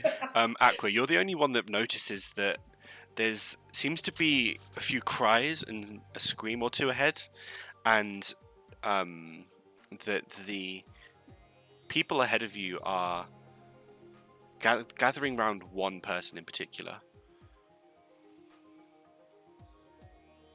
The one person who can't speak to us. Fair point. Yeah, Aqua's gonna run ahead to the crowd. Okay. See what's going on. Okie dokie. So you can do that. I assume the rest of you are following. Just keep going forward. You'll see people. Aqua, where are you going? Oh yeah, you can't speak. Well, let's follow him. Okay. So you get to a group of people. There's 2 people, and they're gathered around a man who's lying on the floor. And the closer you get, the more you can see that he's been slashed across the chest by something, and there's blood splattered on the ground, and he's just about breathing very raggedly. The 2 people around him don't seem to know what to do. They're panicking. And they see you approach and they say, oh my god, something came out of the ground and attacked him. We don't know what to do. I think he's dying. He can't breathe properly. I don't know where they've gone. They disappeared into the woods. I'm going to turn and look at Sköld and point at him and then point at the body. Okay, can I spare the dying on him? So You he's can. unconscious. Yeah. What's going on here? And, okay, I'll walk up to him and say, don't worry, I'm a cleric. Try and As he's doing stabilize him. that, Aqua is now looking around presumptuously to see Okay. see if I can spot anything. Make another perception check, yeah. I'm gonna walk around poking the ground with my sword. Okay. Make a perception check as well. Or investigation, whichever. I look off into the forest. Okay. Also perception or investigation. Vic, you're rolling so well today, dude. Got 2 nat 20s first 2 rolls. right now. Oh yeah. Okay. Nell and Aqua, you both notice just off the side of the road that there is what looks like a huge sort of 10-foot circle or 10-foot hole, basically like this, off the side of the road that just seems to be burrowed straight downwards. Which So is the hole is hollow. Just yeah, it's a hole. yeah. So like it's not a tube or anything. It's literally just a that seems to have been burrowed by something away. Aqua will poke Vic to get his attention to look at this hole. Okay. Okay. I look to I walk to the edge of the hole and look inside. You can't see anything inside, except for probably about 15 feet down, like straight down, and then it goes off in a direction that you sort of back into the woodland. Nell. Actually, I want to do this because I haven't done this for a while. Boop, boop, boop, boop.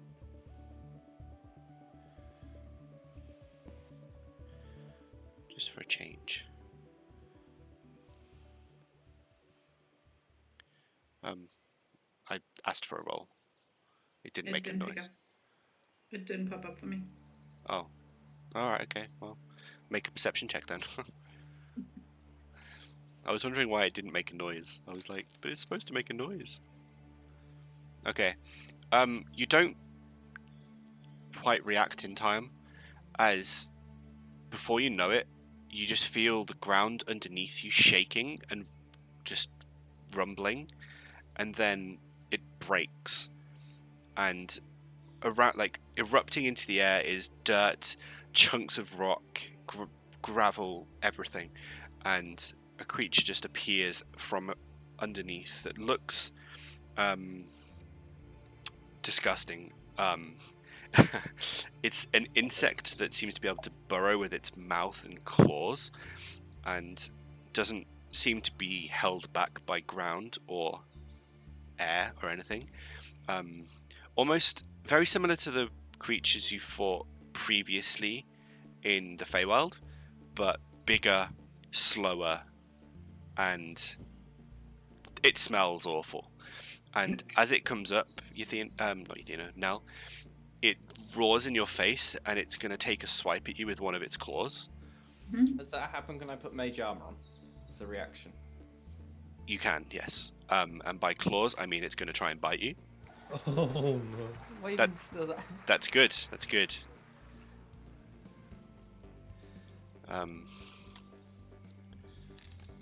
Okay, so it goes with a 17 to hit now. Yeah. Okay. It didn't give me a chance to do damage. Oh, it did it automatically. Nice. So you take 6 points of slashing damage from its teeth as it just... 2 points of slashing damage, 1 point of acid damage. It's 6 points of damage. As it basically just reaches out with its teeth that just seem to protrude from its jaw and grasp around you. And I need everybody to roll initiative for me. Please. I will change the music. And this To is a- fine for battle music. Nah, I think we should probably go something a bit more spicy, yeah. Here we are. Wowza. I beat Nell by 0.01 initiatives. I don't think I've ever got this high up. Okay.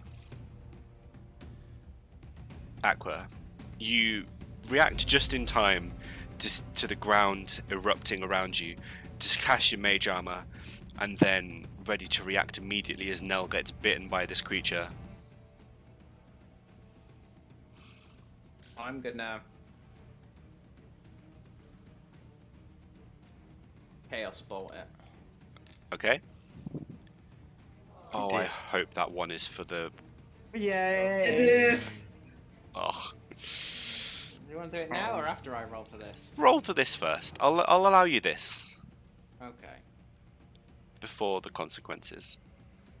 I need to keep track of its Oh, I never AC. select it, so. That's okay, don't worry. You missed this time, Right. I'm afraid. Yay, fun. And then roll your D100 for me. 86. 86, eh? My lucky numbers. Curious about something, because cast bulb's verbal. Is he able to cast it? Yes. Oh. Oh. Okay. That seems reasonable. Oh, okay. Officer disappears, we're all fine. Nothing happened. No. Please hold as I try and find out how that works. Oh, cool. I've done something that messes everything up. I always end up standing next to you. Oh, okay. Literally, as Aqua throws off his Chaos Bolt, he's distracted for a second as literally next to him on both sides are other Aquas mimicking his exact movements. So as he turns to look to his left and right, or his right and left as it would be, they do the same thing. So there are now 3 Aquas on the field. I am looking back and forth, completely confused. Yes. You essentially cast Mirror Image.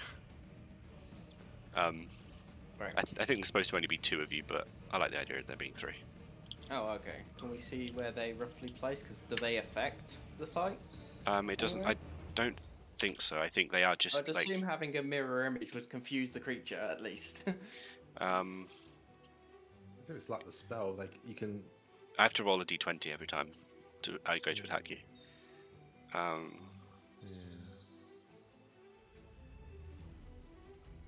Yeah, 3 illusory duplicates. So there's 4 of you actually, 4 Aquas. Oh wow. Yeah. So yeah, there are now 4 Aquas. So basically, just imagine like this line of Aquas. I mean, one is enough. 1 is Oh, enough. I mean, I can do this, but it kind of confuses the game a little bit. Okay, my screen went dark because I took too long. Yeah, exactly. I'll just then turn. It confuses the game a little bit. Barbershop Anyway, quartet. before I finish my turn, I look over and then I all put my hands up and high five also. Okay. Nell, it's your turn. What happened to No, me? Sköld was before me. Oh, where's Sköld? Why aren't you in the? Disappeared. Why? Where's Sköld Completely gone? Vanished, Did apparently. you delete him as well? No, Deleted me. Sköld, you were here. Hang on. You get in the exact point where he was. Yeah, For a re-roll. I can put you here. Hang on. There you go. That'll do. Thank you. Go Sköld. There we go. Perfect. Okay, I've finished Sorry. stabilizing this guy now, I suppose. Yes. You managed to do that before the attack started. Right. Do I wanna do? I suppose. Let's see. What's my movement again? It's like 25 then. So I'm gonna run up to this crazy thing and kind of try and distract it a bit. Because Nell isn't as squishy as she used to be, but not quite chonk yet. So might need a bit of distraction. And I'm going to what am I going to do? Am I going to swing the hammer? I think I am going to swing that. Swing with the hammer. Okay, so we first swing to attack. Oh. That hits. Roll your Yay. damage and describe your hit. So I kind of rush over to it after tending to this guy and just kind of do an overhead swing, kind of like really exaggerated, kind of squishing a bug thing. It's like hammer down, put all my might into it. Nice. Can you apply damage, or does it give you the option? I don't think it does, no. That's fine. Why did you move? Stop moving. You. There we go. That's fine. I can do it. Okay, so you do. You bonk it with your hammer, and you feel some of its chitinous armor like crack a little bit underneath your hammer. That's fine. Nice. Is that your turn? I Or think that should be it, yeah. okay. Anelia. Okay, I have nothing really that will not put Sköld in danger of burning to the ground. So I will be fucking stupid and try and run away from it. Okay. Test out your new whip. It's 100% gonna try and bite you. Yeah. Okay. Oh, blimey. 23 to hit for 12 damage. Yeah. Please hold. Oh, make a strength saving throw for me.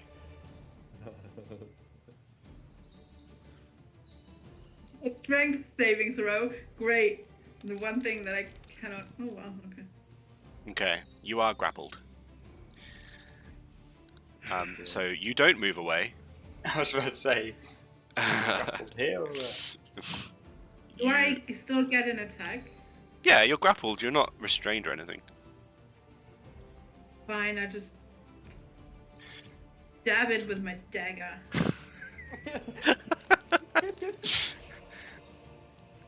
And you miss. That's fine. Okay.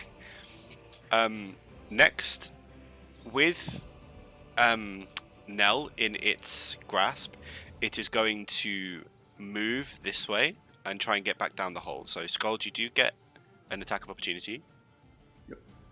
Okay. So with it trying to move away, I'm going to try and use Guiding Bolt, which is a level 1 spell, I believe. Okay. I'm going to go to attack. Let's see what happens. Hope for the best. That does hit. Are you waiting for it to move away before you hit it? Before you cast a spell? Yes. Because it has to get to the hole before you hit it. Do you have Warcaster, by the way? I don't think I do. Then you can't cast a spell as a reaction. Balls. That sucks. Okay, then can I just hammer him with my hammer again? You can hammer it with your hammer. There we go. Trusty hammer. Oh, Trusty hammer. Easy peasy. see if I get a good roll again. Looks like I do. Oh yeah. Save me, Sköld! Empowered by the cries. And also the goal that he would try and run away down his hole. Right. So, go for the hit. And it does less damage than my first one. As a crit as well. It's like, Just a slight bonk. yeah, slight bonk. A glancing bonk. It's not enough to make the creature drop Nell, unfortunately. So you see it kind of latch its mouth around her torso, and then just start to run, well, scutter, and then just literally turns and just stoops down the hole that it's already been created.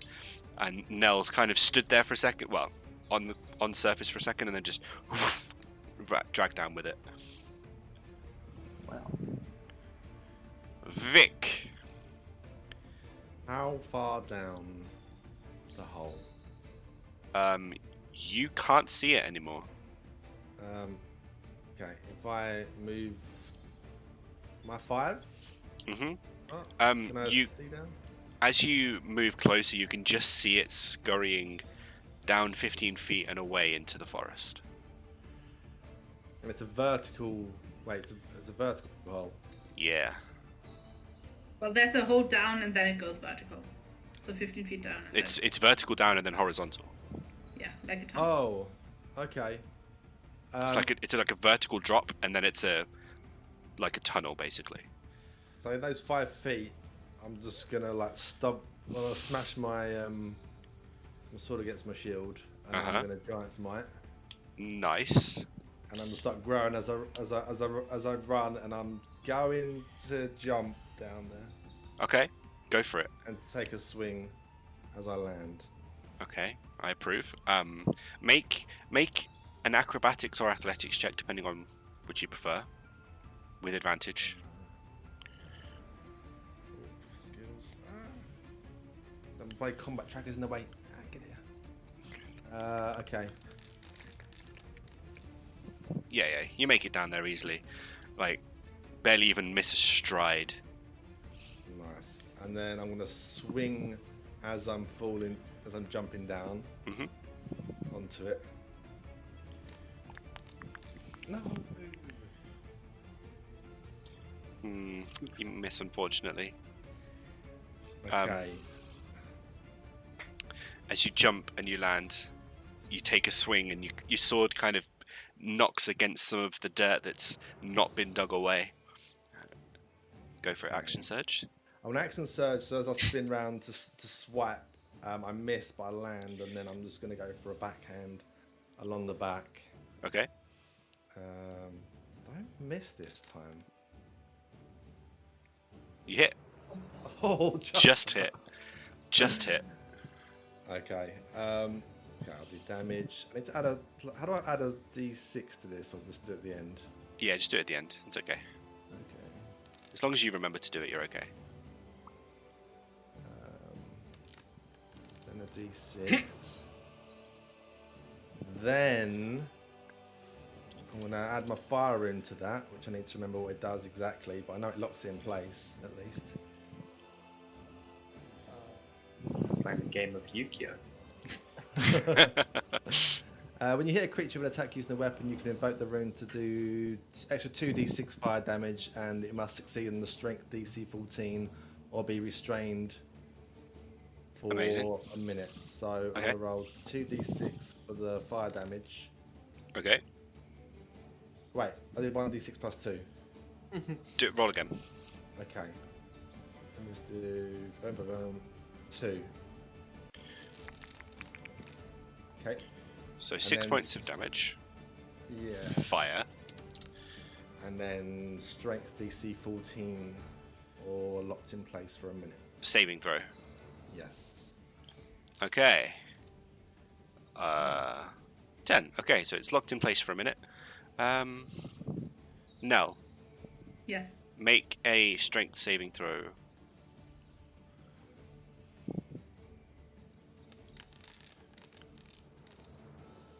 Okay. Where Using does the +1 come from? your ring. Oh. That you're like, oh yeah, that makes sense. So currently, for reference, you three are now 15 feet underground. Nell, you manage to wriggle free as Vic jumps down and swipes his sword against the creature, and it lets go of you, and you're now in front of it in the tunnel. Ahead of you, using your superior dark vision, you can see for 120 feet of just straight tunnel. Behind you, the creature is now locked in place, and you can just see Vic, thickened as he is, panting and roaring. Well, panting and swiping. The two of you on the surface, as Vic... Is that your turn, Vic, by the way? Yes, sorry. Cool. Aqua, Yes. as it comes around to your turn, the ground behind you starts to shake and rumble and break and erupt as another one appears. And actually beats your initiative. Amazing. And is going Does that to... change my turn, or? It just means it's its turn now instead of yours. Oh, okay. So it comes up and is now it's its turn. I'm going to keep it here, but it's within 5 feet of you. It's going to make a bite against you. Well, it's got yummy Actually- NPCs to eat. Actually, no. It's not going to do that. It's going to use its acid spray. Oh, Ah, boy. fun. Oh, I didn't... Damn it. I didn't read what it said. And a line that is 30 feet long and 5 feet wide, provided it has no food. Okay. It's literally going for Aqua. Right. Good job. Okay, so you take 14... Make a dexterity saving throw, sorry. It didn't give me an option to put a grid down like you guys get. You take 14 points of acid damage as the second one erupts, sort of lands, and then just sort of keels back and just spits like this grotesque, foul-smelling, like ichor towards you, and it lands on you, and you can feel your whole being just burn. Fun. Tasty, tasty. And then it's going to move this way and start harassing the villagers. It is now your turn, Aqua. Yeah, I'm gonna go to the hole. Completely ignore what just happened. Have I still got all my mirror images? Morality. Yep, there are still 4 of you. Yeah, they're all gonna look over the hole, and we're gonna point and do Toll of the Dead. So you're like going to stand around the hole. We're around the hole, we can see it, and you point at one creature you can see in range. The sound of door bows fills the air around it. Okay. Okay. Roll your damage.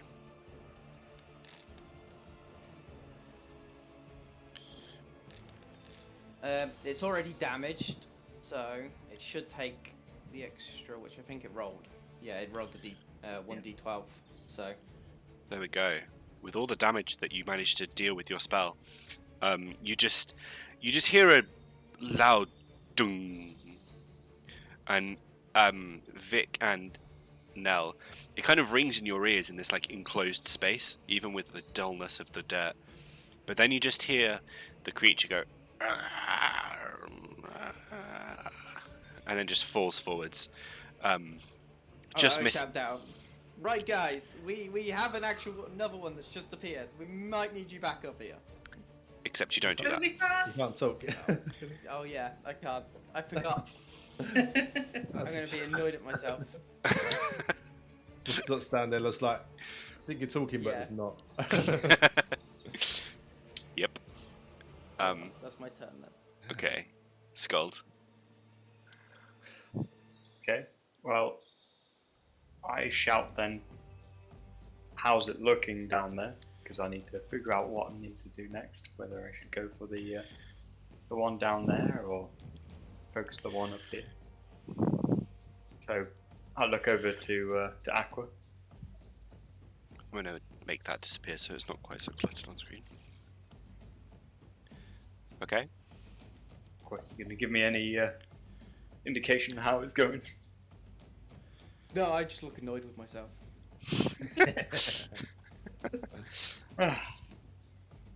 All right then. So I want to have a move over to the hole to just have a look, see what's happening. Okay. Could I see the dead body from here? Yeah. It takes you a few seconds, but you do gather that it is dead. Vic, the way Vic looks and Aqua's demeanor, you can't see Nell, but you can get the impression that it is dead. Cool. Very good.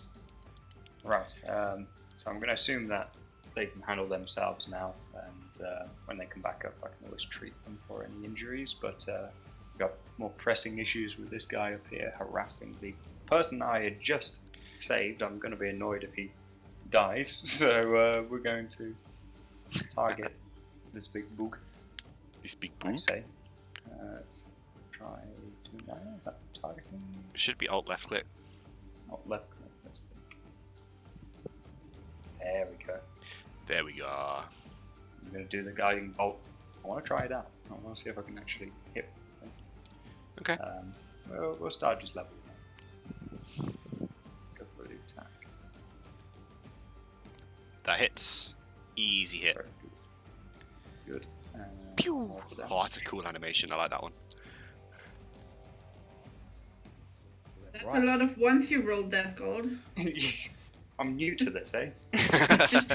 Still a lot of damage, okay? Describe your guiding bolt. What's it look like? So it's going to be like a coalesce in my hand, and then I can kind of like shoot it forwards, and it kind of is like a laser in a way. It kind of starts off fairly big in the hand, and then it narrows and focuses, and just goes towards the bug. Nice. As it impacts, you see it impacts sort of on where you would imagine the neck or shoulder would be, and you just see the energy that you create and fire towards it crack and just impact, and as the energy dissipates, there's just a crater in its chitinous armor that now is just deep and very, very nasty looking. Good. Alright, well, the rest of my turn, I'm going to move and try and put myself between it and the NPCs. You can't move there. You've moved 5 feet already. Have I? Oh, yes, I did, didn't I? So I can only move to 20, which would be roughly there. Yeah. Okay, cool. If you control click, by the way, so if you control left click drag, you can do that without having to do the touchy thing. Oh, I forget about that. I've spent a lot of time on here, I know. I'll try and remember. It's okay, don't worry. Okay. Next up. Is that your turn? It is. Now. She's moving to the middle of the hole. No, I'll start like this. Is there a way to move around the dead body of the creature, or is it filling up the entire tunnel? You'd have to climb over it. It's taking up half the tunnel. So you're gonna have to kind of climb over it, and it counts as difficult terrain.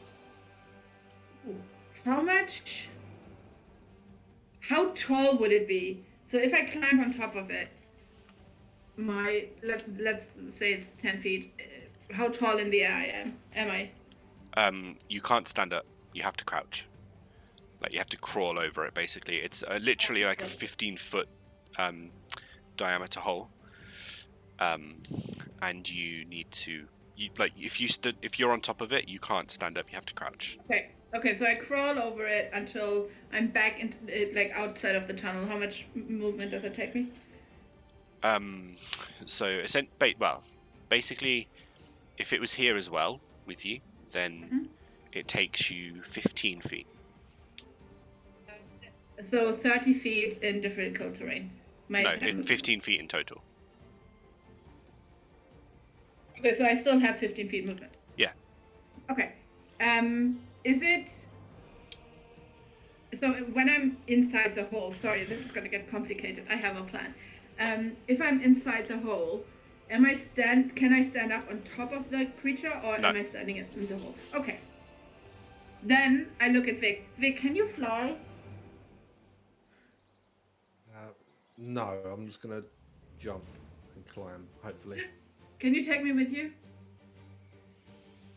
you jump on my back and we can. I immediately See. jump on his back. And that's my turn. Okay. Can you hold a spell at the same time? I cast Mage Armor. Amazing. So Vic, you're basically here at this point for just Yeah, like clear reference. So I'm about 9 foot tall at the moment. Yes. So could I jump? So I'm up in the air as well, jumping. Could I jump and pull myself up? You can try, yeah. Also, I think Okay. Nal just gave the bug mage armor. Didn't I? You did, yeah. It's canon. You gave the bug mage armor. So can I like kind of athletics, kind of like jump and pull myself up? If you With want. Nell on my back. With Nell on your back, it will make it a straight roll. It would have been with Okay. advantage because you're big, but now it's a straight Yeah. roll. So just make an athletics check for me. Yeah, Yeah. Nice. So you I'll make it grab- back. You make it back to your original spot. How much movement would that cost me? 10 feet. Temporary We'll say. movement. Okay, cool. So control, click. I can do 40 now anyway. So I'll go to there. I'm gonna With guess Nell I'm on your still- back.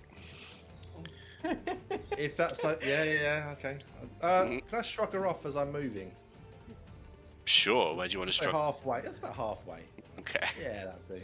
Nell, you get discarded. Fine, that's fine. I uninvited jumped on his back, so it's fine. Just 'cause I didn't want to get you into melee with this again. And then I'm gonna swing. Okay, go for it. Ah. Easy hit. Ah. Plus your d6. Oh yeah, plus strength. My big boy strength. Of course. Amazing. And I don't think I want to do anything else. More bonus. I think I'm good. So Okay. Ooh, this is a juicy selection.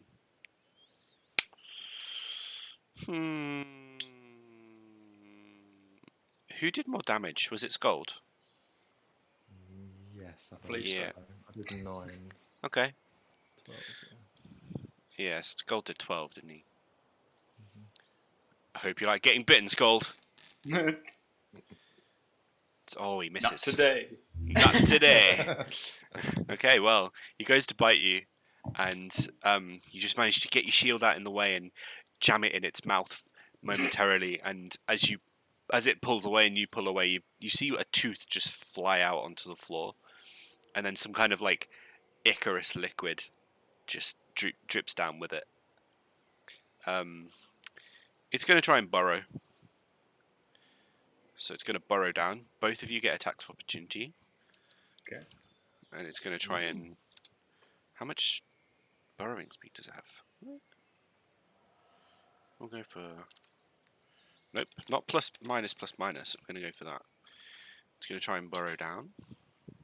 Apparently I have advantage. Why doth thine have Guiding advantage? bolt. We didn't use it up. Ah, Oh, yes. guiding bolt. Yeah, good point. Of course. Good shout. Very good. Okay, so yeah, you get advantage. Easy peasy. Vic's already hit. Both of you hit. Go for it. Critical. So, both roll damage. I don't think I get my d6 on that. It's only on my turn? Once per turn? Yeah, once per turn. So there's 10 from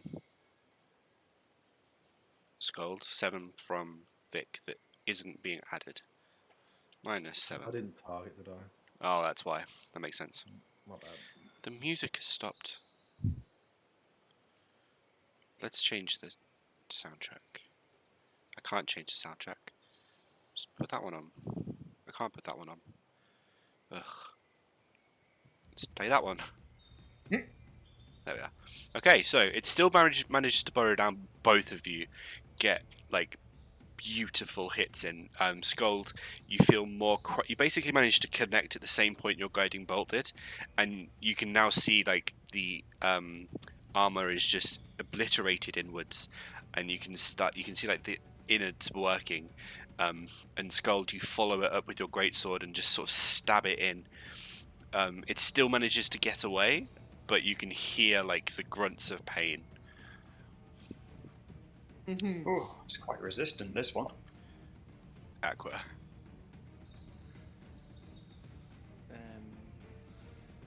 How far is it? So it's now also 20 feet straight down.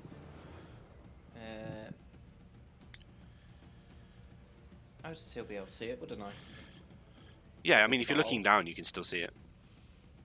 I'm gonna look at it and cast Wave of Life. Oh, bloody hell, what's this do? That should have... Target creature must succeed on a Constitution saving throw or suffer 2d6 necro damage. Okay, I have to reload the game, so bear with me a moment. No. What have you done, Josh? I have no idea. I don't know why it didn't do the damage. I think I don't think it was you. Don't worry. Okay. I had It never rolled. It just rolled my magic surge. Yes, I don't really know what happened. The map just went weird for me, and now isn't loading. So cool. And then okay, well, let's close that and restart. Forge VTT, launch. Yes, join the game. Now I get to sit here and wait.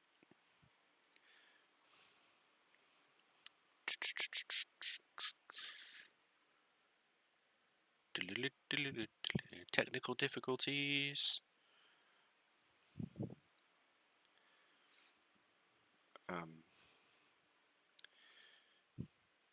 I feel like Foundry was teasing me with the 11 on the Wild Magic Surge. Because it's like 2 1s and you have to roll a 1 for it to go kaboom. Wow. So it's just they're like, yeah. How'd you like that, Meglo? Have 2 1s instead of just a 1. Oh, now it's taking ages to load. Oh. I mean, there we are. the Way of Life thing doesn't tell me what technically you need to make on a Constitution saving throw, so... It'll be your spell save DC, which is 13, I believe. Okay.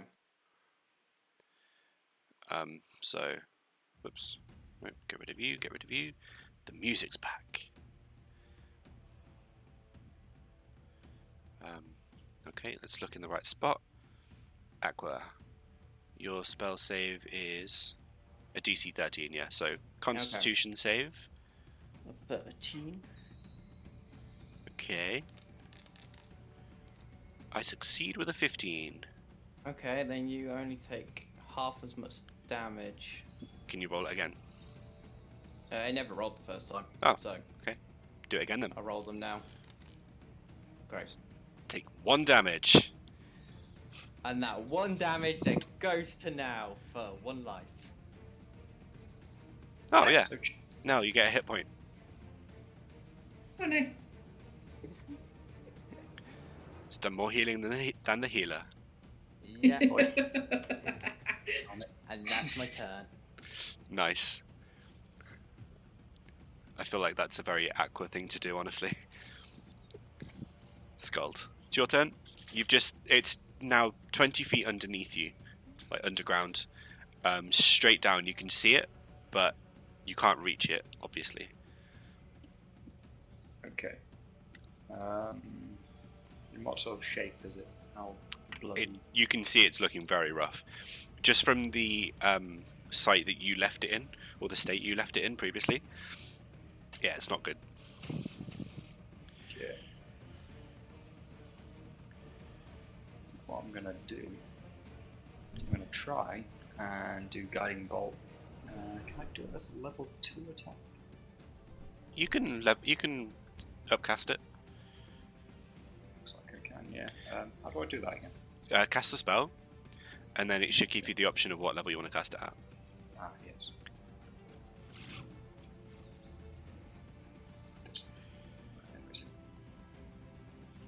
I suppose I need to attack roll first and then. Yes. all that Don't jazz. forget to target.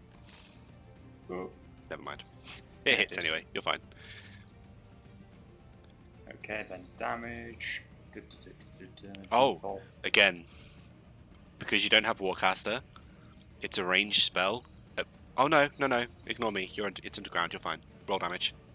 Okay, cool. I forgot that it was 20 feet away, and I'm the one that told yeah, you. apparently I can't give it a level 2. Should be able to. Even though it, Are you out of level 2 spells? no, I've got plenty of them. No, it doesn't come up in Foundry and under the different spells. Strange. Operational bonus. So maybe I can just type it in manually. So let's see how this works. 1d6, so that would be 5d6, so 4d6. 5d6. Let's give this a go. Boop. Should be dead. That is more than 5d6. Oh, it's plus 5d6. Let's redo that. And we'll just roll it manually. Okay. A lot of dice. I was like, what? I'm gonna get rid of that one. Healer has become the most OP. Yeah. No, right. 96 d6 damage? What the fuck? Well, Yeah. What? Okay. They were all pretty much got you full. You rolled. You rolled one short of max damage. Wow. Yeah. Okay. Okay. Whoa. Flip it. This is kind of like, I'm a fire and my laser. Yeah. So that happened. Yeah. You describe your kill. You killed it. Literally just orbital bombardment kind of just disintegrates it. Pretty much. Yeah. You just see as you fire it down, it centers on a spot, and the creature just explodes into just an explosion of guts. A guts and chitin. Let's put it that way. I think I figured out how to do them. I don't know. What? There we are. Okay, so as we come out of that into that. Okay. The commoners that you came across just cowering in fear around you. One still unconscious from you saving his life, but still the other two are just disgustingly ugly crying at this point. But they eventually catch their breaths and they stand up and they just say, thank you for saving us. We don't have much, but we have these few coins, and they produce maybe about 10 silver between the two of them, and they offer it to you, Sköld. Thank you. I walk up to them. Keep your money. Oh, sorry, in combat. Mm. There you are. Just target. Just target everyone, yeah. Thank you, but yes, as now said, we don't need the money. It's perfectly fine. We just so happen to be passing by. And before we go, I suppose I can form one more heal and it will heal everybody here. So you might as well get healed as well. So let's see. How do I do this? I don't need healing if you want to use everyone else's 6, isn't it? Yeah, true. 1, 2, 3, 4, 5, 6. There we go. Good. I mean, technically, I don't need healing, but My monsters need healing. After that literal death explosion. Yeah, basically. Okay. After your prayer of healing, you sort of settle down for 10 minutes and begin muttering a prayer. Eventually, the 6 of you chosen just feel like a warmth radiate through you. And the unconscious fellow who got slashed across the chest, you see the wound start to stitch itself together. And it leaves one hell of a scar across his chest. But he eventually takes a deep breath and opens his eyes and sees his friends and smiles and says, "I thought I was a goner." "How? What? I don't understand." very lucky. We were passing by at the time, and were able to stop the creature. There was 2 in the end, and quite powerful things. I'm a cleric, and I managed to stabilize you when you were in a very dire state. And, well, I've just formed a healing ritual, so you should now be as good as you can be, essentially. It will leave a scar, but all the injuries should now be healed. I appreciate that. Thank you, stranger. It was okay. I will tell of you, the kind stranger on the road, rescuing other strangers when they never needed to. His name's Well. Sköld, if you want to spread his name around. The Miracle Man. I am but a humble cleric, is what we do. Okay.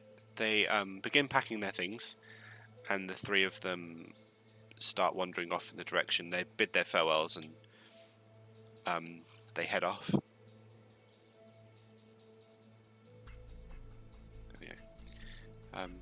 The rest of you, Sköld, Aqua, and Vic. As the strangers walk away, you get the feeling of a dull headache starting to develop behind your eyes, and then it turns into more. It turns into like a sharp pain. You take 11 points of psychic damage. Blimey. What? Do I notice any of that? I mean, you'll probably notice them wincing in pain. I say into Aqua's head, "Everything okay?" Nope. Something just hit us worse than that fire whisking. The 3 of you that just took the damage can just hear a familiar, distant, and maleficent voice laughing and cackling. Yeah. What is that? It's what? Like laughing. I look around. There's no one laughing. So walk around and say, "Come out and fight." Make an intimidation check. With advantage, because you're still thick. About, yeah, just about. Okay. The laughing for you specifically gets louder. And you just hear I told you. Your morality is mine.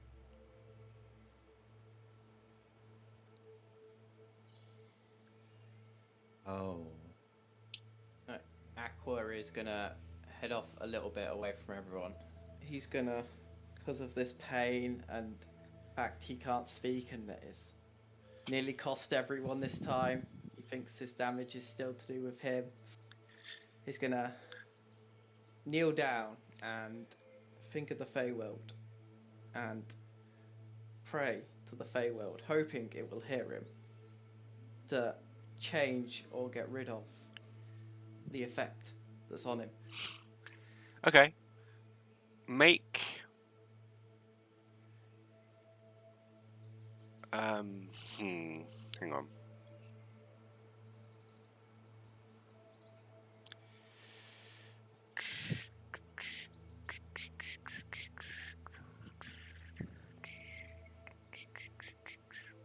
Make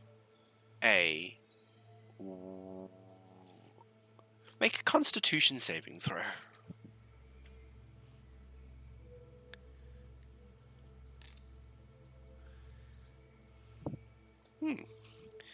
You begin to feel sick, like to the pit of your stomach sick, and you begin to retch, and then you, like, as you retch, you feel like you should be vomiting, but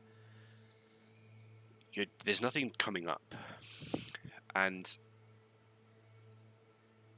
with a 20, you feel like there's just riddles you want to be saying, but they won't come out. Make a wisdom saving throw for me.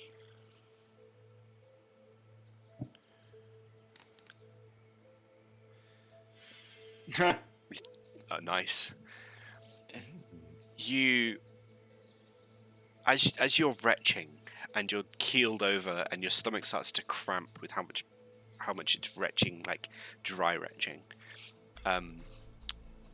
you can feel the influence of whatever spell or magical effect had its hold over you. You can feel you start fighting it off, and you start to utter a single word. No, no, no. Roll 1d100 for me. Yay. And your voice. Okay. I need to just have a quick look. Right, guys, I die now. Bye-bye. Okay. And with that, you no longer speak in riddles. Oh, thank God.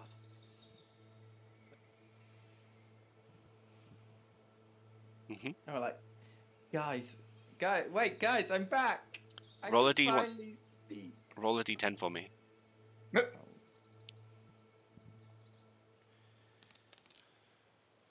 Okay.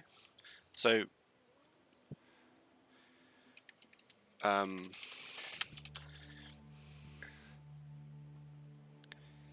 Oh, great.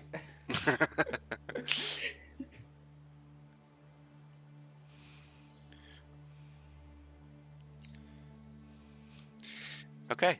So, the rest of you just see Aqua walk away, kneel down, and just start retching before he turns around and just be like, guys, I'm fine. Oh, about time. Now runs over to him. Are you sure? And- Yeah, yes, I think I'm back. I finally don't have to talk in these stupid riddles I was forced to talk into. And he hears in his head, I enjoyed talking to you and the other two couldn't hear us. We can still do this. It's fine. I do not mind the invasion of my personal space. Good, she says, and then she hugs him. Did everyone hear that last bit as well from the hag? The three of us. Just you. Okay. Does anyone else speak Dwarvish other than obviously Sköld? Nope. Okay, I won't type it out, but in Dwarvish, I'll say to Sköld, the hag spoke to me. I think she's punishing us for doing good deeds. Like, psychically damaging us. Well, that would explain why I felt like my head was about to explode. Yeah, and why Nell didn't seem to take any damage, but the three of us all winced at the same time, and obviously it was the hag who directly spoke to me. So, Well, if Too that's big. the only thing that we lost, I think that's manageable somewhat. And hopefully Yeah, I mean- find a way of severing the connection. If that's the case, it seems to be a bit more. Now we know what we're dealing with. I think I'm actually feeling a bit better about it. yeah, we could sever the hag's head one day, maybe. Maybe. But, yeah, I don't feel like going back to Feywild anytime soon. I wonder if there's any I don't know, sorcerers or people more proficient in magic that might know ways of maybe shielding our minds from influence. Maybe we have to wait to get to like a bigger town or proper city, probably. But Might make it a point to go look for one at some point. okay, let's keep it to ourselves for now, still, just in case. We don't want to upset now. I think the less we talk about that exchange, the better. Yeah, at least we can speak in Dwarvish and keep it a bit quiet from them. I didn't know you spoke Dwarvish. I've learned a few language. Helps with the runes a little bit. Okay. Good to see someone taking up our culture. Nice. Okay, are you guys continuing your journey today? I mean, to be fair, it has only been like 40 minutes since you woke up. So, let's carry on. Short rest if I'm needed. injured, but I'm good to carry on if we're gonna. It's less of an injury and more of a like stinking headache. Oh, okay. So Oh, don't. it's Yeah, I've just hung over again apparently. okay.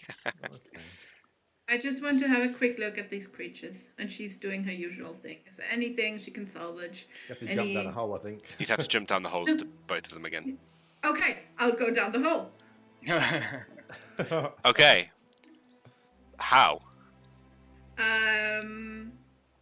She doesn't have rope because she used that and lost it. I don't remember how that happened, but so this one up here wasn't as deep, so she's going down there. Okay. So she's climbing down, trying to climb down, find any sort of roots that she can step on to give her hold. Make an athletics check with disadvantage because you're not very good at this. No, Vic isn't. the source point where she's doing that. Into a spell slot. Yes. Go for it. Disadvantage. Disadvantage. Get down. Fuck. I do like Yathina falling from high places. You take 5 points of bludgeoning damage now, Okay. as you sort of think, oh, I can do this. I've seen people do this before, and then immediately you go for what you think is a route, and it's not, and you just slip and you just land on your back, winded, coughing slightly, at the bottom of a 15-foot hole, with a dead creature just looming over you. I pull myself up again, just... No one saw this, right? She doesn't say that out loud. She's just looking up, and then she's dusting herself off from the dirt that's honestly, there's a lot because she's been dragged into the hole previously, so she's just making a show of it, although no one's watching. And then she's going to have a look at the creature to see if there's any sort of is that a word? Salvageable? Is that a word? Salvageable, yeah. Okay. Yeah. There were sort of insects, so she's specifically looking at the skin if she can just take off any of the skin. Okay, Or maybe antlers or something like that. it's not a reindeer, so there are no antlers. Wait, but- that's not. What's the word that I'm looking for? What do Antenna? ants have? Antennas. Sorry, I was thinking of ants. It doesn't have antenna. It has I guess they are antenna, but they're like thick, just more like you know. Think of them more as whiskers. Okay. But yeah, they're more whiskers, and they're quite thick and like chunky. But you could rip one of those off easily. No, I take my dagger to cut them off. Okay. Make Or one of my a nature check or an animal handling check. Can I decide? Yeah. I don't actually know which one is higher, so I'm just doing nature.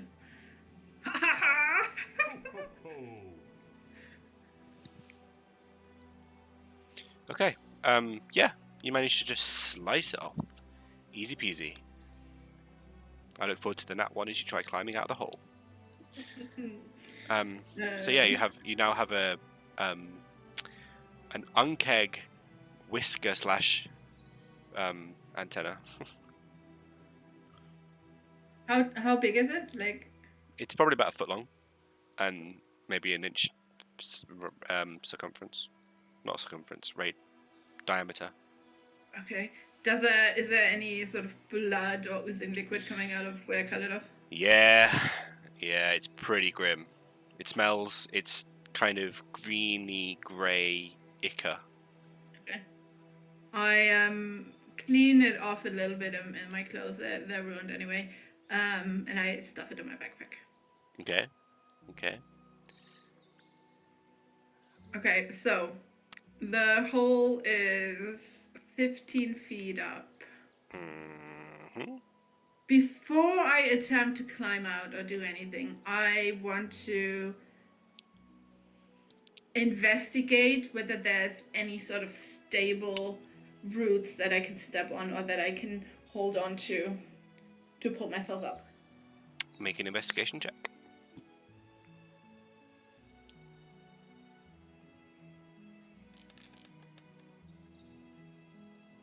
It's difficult to say.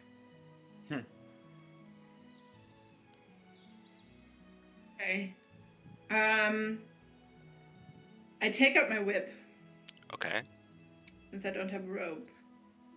This is such a bad idea, but I love bad ideas. And whatever I can see, because the whip is 10 feet long, I think. Mm-hmm.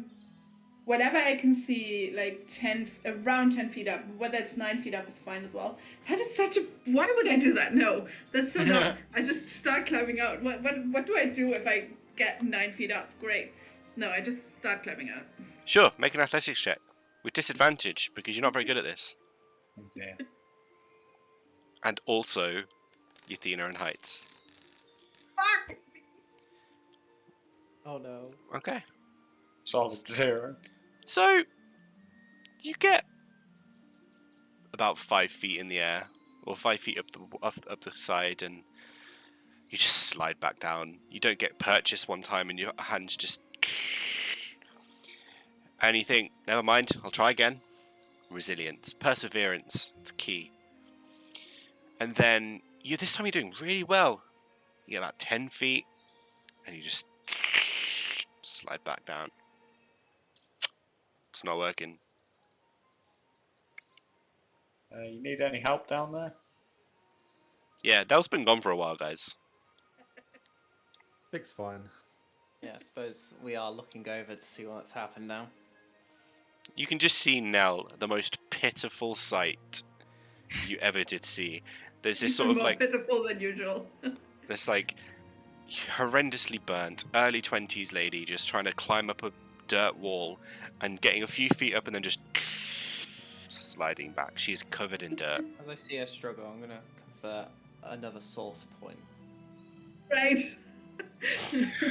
Oh wait, no, that doesn't work for that. But that's fine, I'll do it anyway. It's for me. I just love the implication that you're just watching her try and climb and you're just like, I was gonna use my source point for create water, but it doesn't work like that. That one has to be asleep, so yeah. mm-hmm. You tried that before last time. I had a plan this time. I just it's like watching someone on fire while you've got a glass of water and then just taking a sip. That's literally what you've just done. Infantry. I have rope. I was about to ask, does anyone have rope? I need a little help here. Let's have a look. A little help. After realizing I can't do what I wanted with my magic, I pull out my rope as a last resort. Okay. I love how the rope is your last resort instead of your magic. Yep. Most sensible option is the last resort. Seems legit, honestly. Sköld, we're gonna have to hold on and throw the rope down so now can get up. Okay. Okay. Yeah, as he does that, I wrap the rope around my waist though, so I don't fall in case I don't find perches to climb out. Okay. And I'm not gonna dead weight them to just pull me out. I'm gonna try and help by climbing out. Okay, sounds like a plan. It doesn't take long for the two of you combined to pull Isabella. Not Isabella. I'm thinking back to the session we played where I literally dead weighted Nell out of the hole. Easy. Yeah, you managed to get out. You're free, Nell. Cool. Easy, no drama. Thank you guys. And she's very like out of breath. That was yeah, thanks. I was contemplating just going down the tunnel and see whether it takes me up somewhere else, but who knows if there's any more of these creatures. Are you guys okay? You look a little bit pale. And you look very blue. I always am, as I wrap up my rope. Yeah. You look I bluer think than normal. The aftermath from the fight may have been just a glancing blow or something like that. Okay. So, shall we keep going? Yes. Yeah. I think we're all Okay. good now. Okay. As you are walking, you start walking, yeah? Yeah. Yeah. Okay. It begins to lightly rain as you walk. The clouds kind of come over, and it'll eventually start raining, I'm sure. Don't let me down. Don't embarrass me in front of all my friends. It's going to embarrass me, isn't it? I think I meant to do it this way. There we go. I changed the wrong setting. Yeah, so it just starts to like gently drizzle as the four of you begin walking back. And the end of your second day of travel brings you a few travellers. The closer you get to Wildenwell, you notice that there's a village that you pass off slightly to the west, to the left of your road. Some people turn off that way, other people are heading away from Wildenwell, and you hear stories of the ghost of Wildenwell.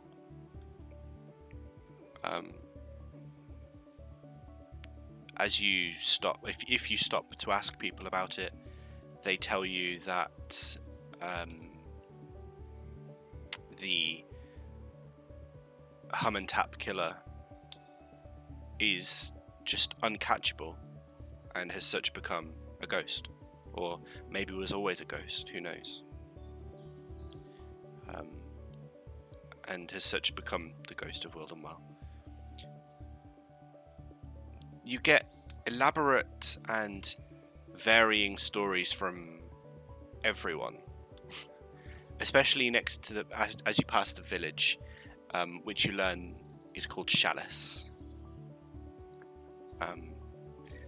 People just say the most outrageous of things,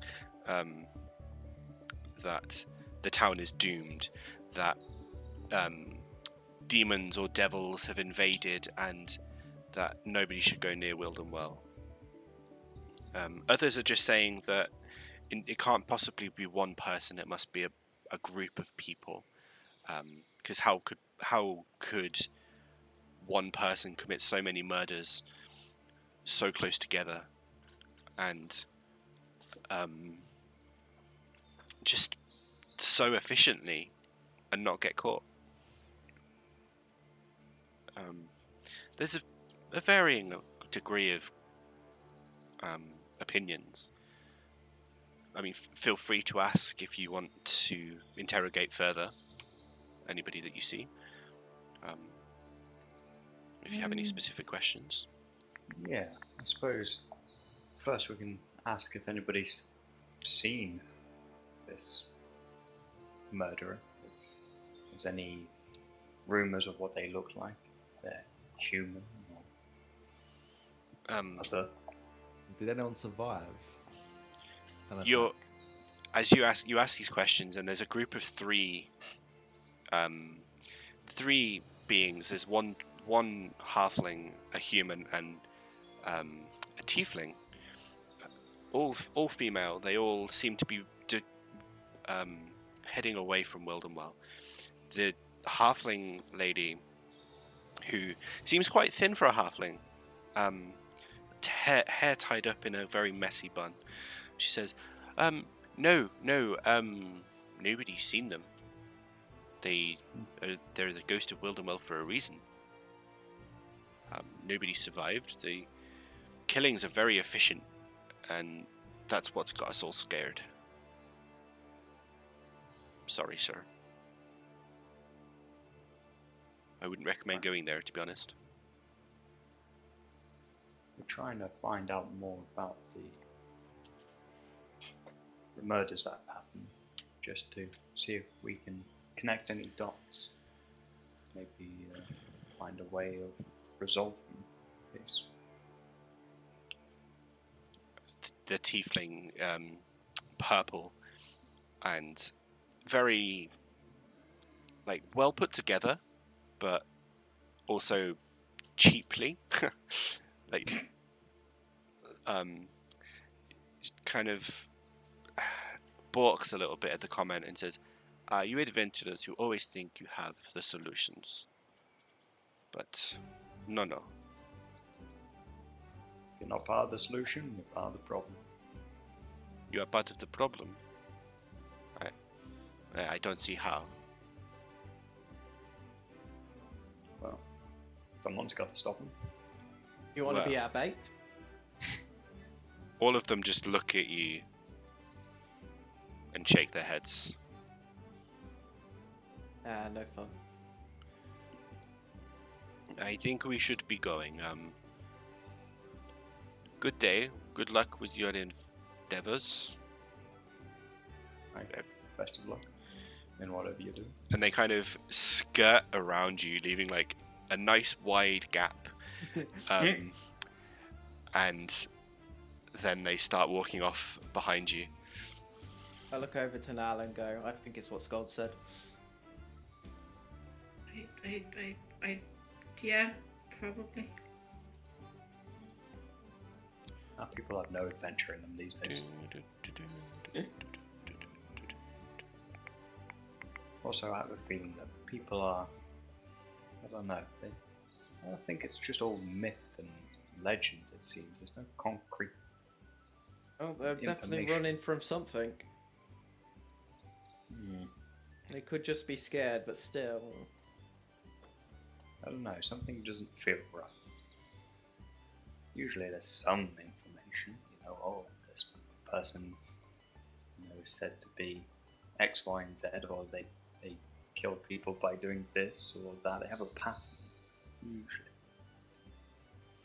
I suppose that's what we should ask next is if they have a particular way of performing these killings, if there are any patterns in it. If they kill only certain people, or if they kill people only when they're alone, or they kill groups of We people. could skip that step and have one of us alone in an alleyway while the others guard us. Well, if it's as efficient as they make it out to be, you might realise that you're not alone. You truly sometimes have the worst ideas. I like it. Thank you. Someone tells me it's one of those things that you bump into, unfortunately, rather than try and find. I mean, it could just all be accidents, like my time. He could just be really good at convincing people it wasn't him. So, the killer is called the Hum and Tap Killer, right? Is the group of 3 out of view already? Mm-hmm. Shit. You from what you know, before you disappeared into the Feywild and went to missing for 4 months, the victims were reporting to be hearing, or to have started hearing, humming and tapping sometime between 1 to 3 days before they were murdered. So they were chosen. There haven't been any contradictory reports of the new killings, or about the new killings, in that regard, but there have been an upturn in killings recently, some having been found on the same night, and generally overlapping. Okay, so if they report that they hear humming and tapping a few days before they get murdered, surely by now someone would have caught on and said, all right, I'm going to stay with you and I'm going to watch you during the night. I'm going to make sure all the doors are locked. I'm going to make sure there's, there must be some nobles under the victims, something like that. There must be guards stationed outside of someone's house. They could have left to stay at an inn in a crowded room. There must be something. Well, there was that going on. period where they stopped and then all of a sudden it started again. So maybe these new killings aren't the same person. Maybe it's bandits killing and blaming the Humtap killer. Maybe. Okay. We What's got our elf friends interesting? anyway. Yeah, that's true. They should have enough information to give us something to go on. But what is interesting is that hearing the humming and tapping before being So it's killed. definitely following Stalker. Well, it's either something's following them or something's affecting the people, making them think that they are hearing things. Or, it could be similar to the whole smiling contagion, but by hearing things instead of being delusional in other ways. It could be magic that they can't get away from. So no matter what they try to save themselves or to protect themselves, whatever is going on, they still die. Do we? I didn't ask this specifically, but do we know how they died? Like what the bodies looked like, whether they had injuries, whether they were just dead, something like that? The most common report you're getting back is that it's either a stab through the heart or a stab through the belly. A single stab, either way, and the knife is usually left in place. So there is a weapon. Okay, so the knife that they get stabbed with is left in place. It's a physical injury. Mhm. What? What happens if they're, I don't know, some sort of poison on the knife? Maybe. What if it's like magical? Like if the knife's always left there, it's gonna be a random knife. Maybe they're like you were mind controlled before now. Like maybe they're mind controlled to do it to themselves. So maybe the humming and tapping is like some kind of breaking down into their mind. And why are we going here again? Sort it out to help these people. For the gold. It's always That- for the gold. Oh, That that's would also explain why no one's caught them. 40 murders. Not a single survivor, as far as we're aware. If Not a it single is magic, it was slow at first, like our magic has grown. Theirs could have too, if it is. Yes, I think Yeah. there's too many unknowns at the moment, but at least we've kind of collated the information we have. Yeah, we should go there and talk to people. Firstly, we should talk to people who know some of the people who have died. Secondly, we should we should ask around whether anyone has experienced the tapping or the humming recently, and we can. I don't know. say we go meet her with the elf first. Yeah. Just so we've got someone powerful with us. And they got our money. Ah, yeah, gold too. That will lose us some time. We will run across them eventually. They're in the They town. know. They're in Yeah, Wildenwell. exactly. Yeah. So we Oh, no, can. Yeah, bump into them. Yeah, exactly. We can still. We can still ask around and see if there's anyone around who can help us. I mean, they've probably already done a bit. One of them's already been there. We only bumped into one at the stop along the way. The other one's been investigating the town already. So Have they been, or has he been, or she, especially investigating these killings? yeah, I think so. Yeah. Oh, okay. Yeah, let's keep going. Okay. Right. So, as you continue your journey, you get to the end of your day with no real other dramas aside from getting a bit wet. But the rain does eventually subside, and it begins to turn to dusk. And the four of you begin to tire, and the three of you, specifically Vic, Sköld, and Aqua, still have pounding headaches from your weird encounter earlier on today. Let's move you. Oops. So we'll move you down there. There you go. Okay. So, are you guys settling down for your long rest for the evening? Yeah, I believe suppose. so. Okay. So, as you settle down for what should be your last long rest of the journey,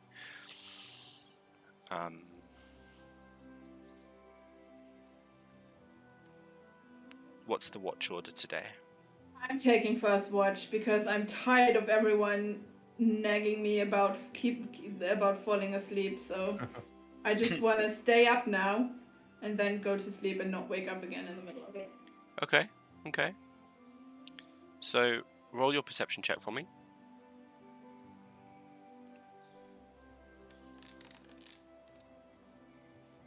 Okay, with a 17. Being closer to a city, there is generally more foot traffic.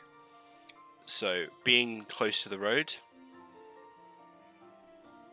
you do see a lot of people go by, but they don't really pay any mind to you. A few will nod or, say hello and potentially stop and chat, but most of them do seem to want to get away from Wildenwell. Is there anything you'd like to do for your rest during your watch? Sorry. No, she's just updating her book Okay. on things that have happened in the last few days. I was thinking she's not really using it as a diary, but she's keeping track of possessions that she has. So now that she has a lot of possessions that don't actually fit in the book, like the shells, like the antenna, she's just making notes on a page very far in the back, to keep track of what she has and why she has it and where she got it from, and that's all she's doing. Okay. Your watch passes without any incident. Who are you waking up for second watch? I am keeping outside the tent for a moment, and then with my message, I wake up Sköld, and I wake him up with the words, "Have you ever thought about shaving your beard?" Okay. Sköld. Okay, You get woken up by Nell whispering, "Have you ever thought about shaving your beard?" in your ear, which literally sounds like she's right next to you.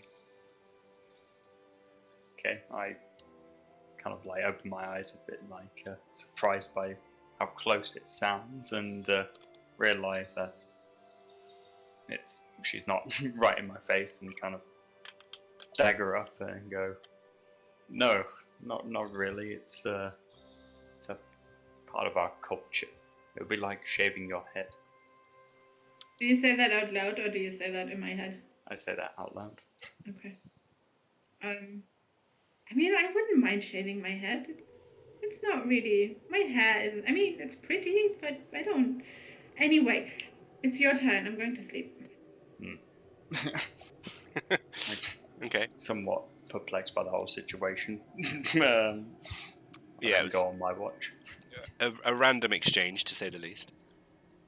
Yes, and I think during my watch I'm gonna keep on thinking about that whip, that weapon, because I'm curious about it as well as anything. Because as a man who likes to forge weapons and armor, anything different and odd that I've not come across in my sort of studies and experience in the forge is always interesting, even if it does reek of unpure things. Okay. Make a perception check for your watch. Okay.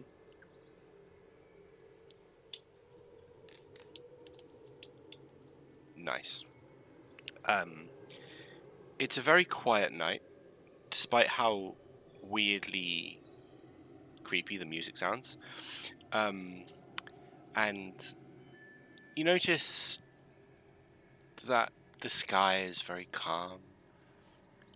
The clouds are sort of starting to break up after the showers that have occurred today, and they let some of the moonlight through, and the occasional bird, bat, owl flies overhead, and a few of the forest animals kind of poke their heads around trees and take an interest in you before running off and hiding again. And your thoughts turn, like you said, to the whip that Nell has procured the previous night. And the more you dwell upon it and consider it, a voice seems to join your thoughts. And it seems to just say, "Keep an eye. I do not trust this, but not all devils and demons mean total ill. There may be an opportunity. Just be vigilant."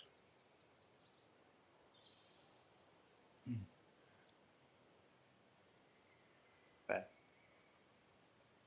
Contemplate them. Yeah, the voice seems comforting, and it's almost like a warm blanket is wrapped around you as it speaks. And it's just, yeah, it's a Similar nice. to what we thought. It might not be completely evil, but it might just require a bit of caution around in case anything changes.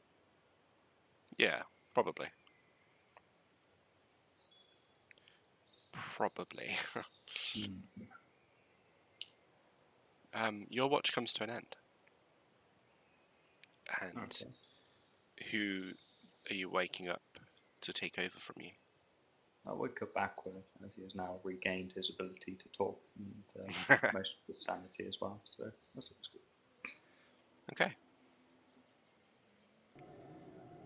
Cool. Aqua, you are woken up by Sköld, Yes.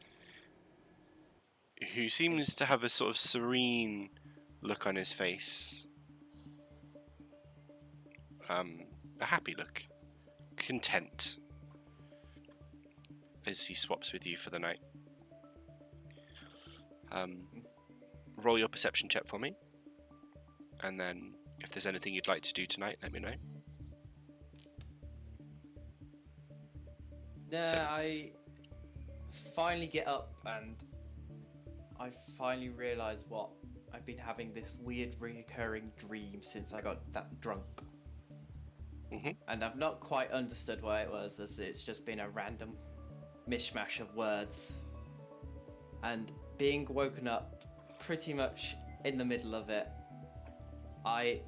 it clicked. And there are a list of ingredients for an instruction for something, but I don't know quite yet what it is. So my mind is trying to ponder over what that could be. Okay. I approve. Your watch goes by without incident. You're a little distracted by your thoughts, but you're vigilant enough that you know, or you're certain enough that you're under no danger. And Okay. lastly, if your watch is over, I am first gonna go up and find a big stick. okay. I am then with that big stick going to poke Vic till he wakes up. Oh. How hard? Not that hard. I'll just Not like sweat I'm away. jabbing it. It's more of it's on you and I'm swaying you back and forth. Start swatting away like it's something like a fly or a branch just hitting me. Oh. Okay. And then I toss him the stick and go back to bed. Okay.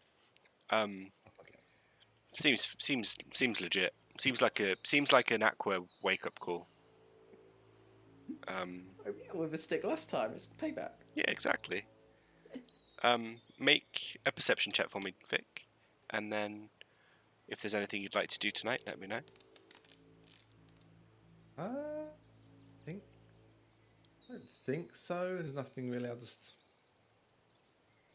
No, we've had a good fight. Quite excited that we had a good fight today. Okay. In a little while. It's been a while. Been a while. Yeah, and I suppose I'll wander around, just have a little pace around. If there's anyone walking by, I'll wave, seem friendly. Okay. Yeah. So I just I guess think. Actually, could I in my head? I want to kind of try to talk to the hag. Okay. Very briefly, just a little chat. Okay. Make a wisdom check for me. Psychically kill us all. Okay. What would you like to say? Was it doing the good deed, or was it the fact that we took no money that caused us pain? What do you think? guess doing a good deed but getting paid should be realistically fine. I guess just trying to be overly good and doing it for just being nice wouldn't really fit. Am I right? Are you trying to justify yourself to me or to yourself?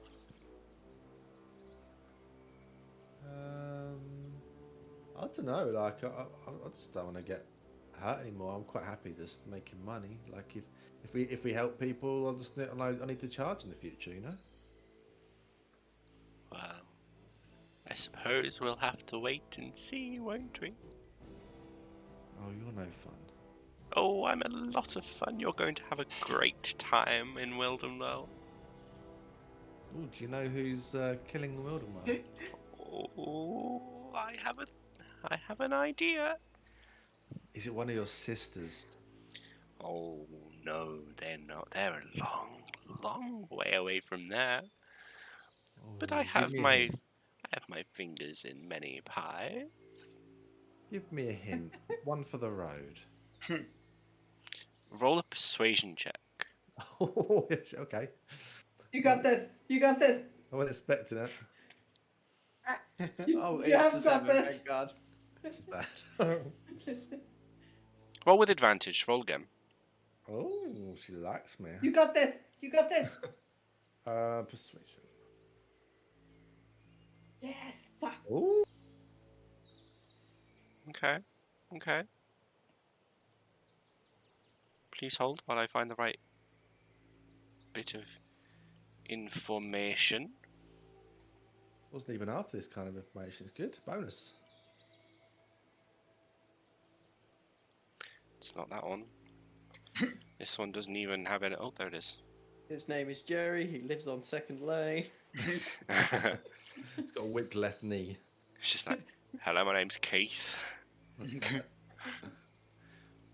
Right down the road is a killer.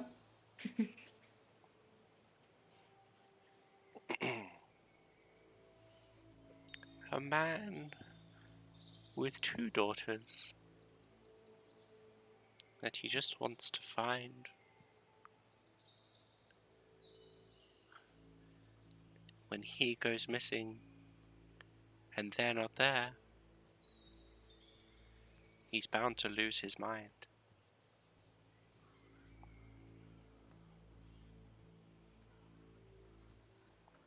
So the man with the 2 daughters is the killer?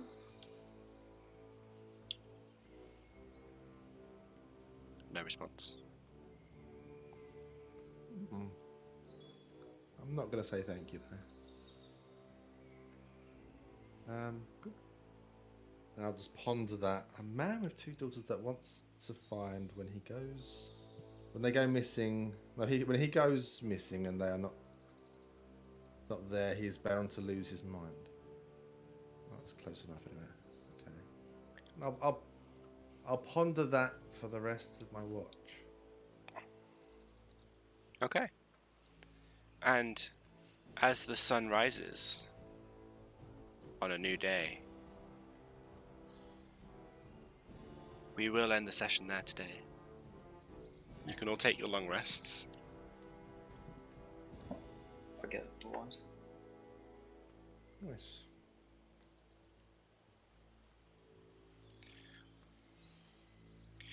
Very good. Finally back up to full health. Good job, guys. You didn't die. Yay. They almost got carried away. She did. In that tunnel. For once, she literally got carried away, not figuratively. Yeah, wasn't even my fault that time. Well, it was. You could have not got hit. Yeah, roll those strength saves better. That wasn't even a strength save. That was That was a me failed. trying- That was a failed perception check to not notice that the ground was rumbling underneath you. Then the grapple. No, yeah, the grapple came from the opportunity attack Mm-hmm. because I didn't have any. Excuse me, I don't like your attitude there. Okay, so we have a raid to do.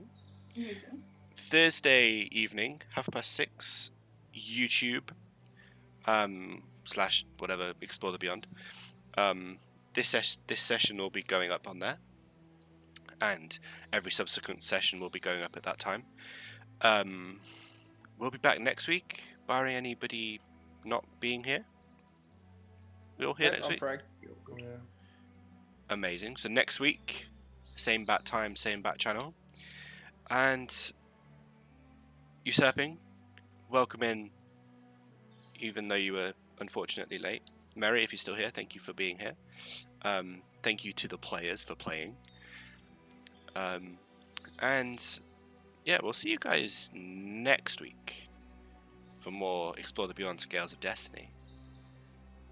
I look forward to seeing what hijinks happen when we make it to Wildenwell.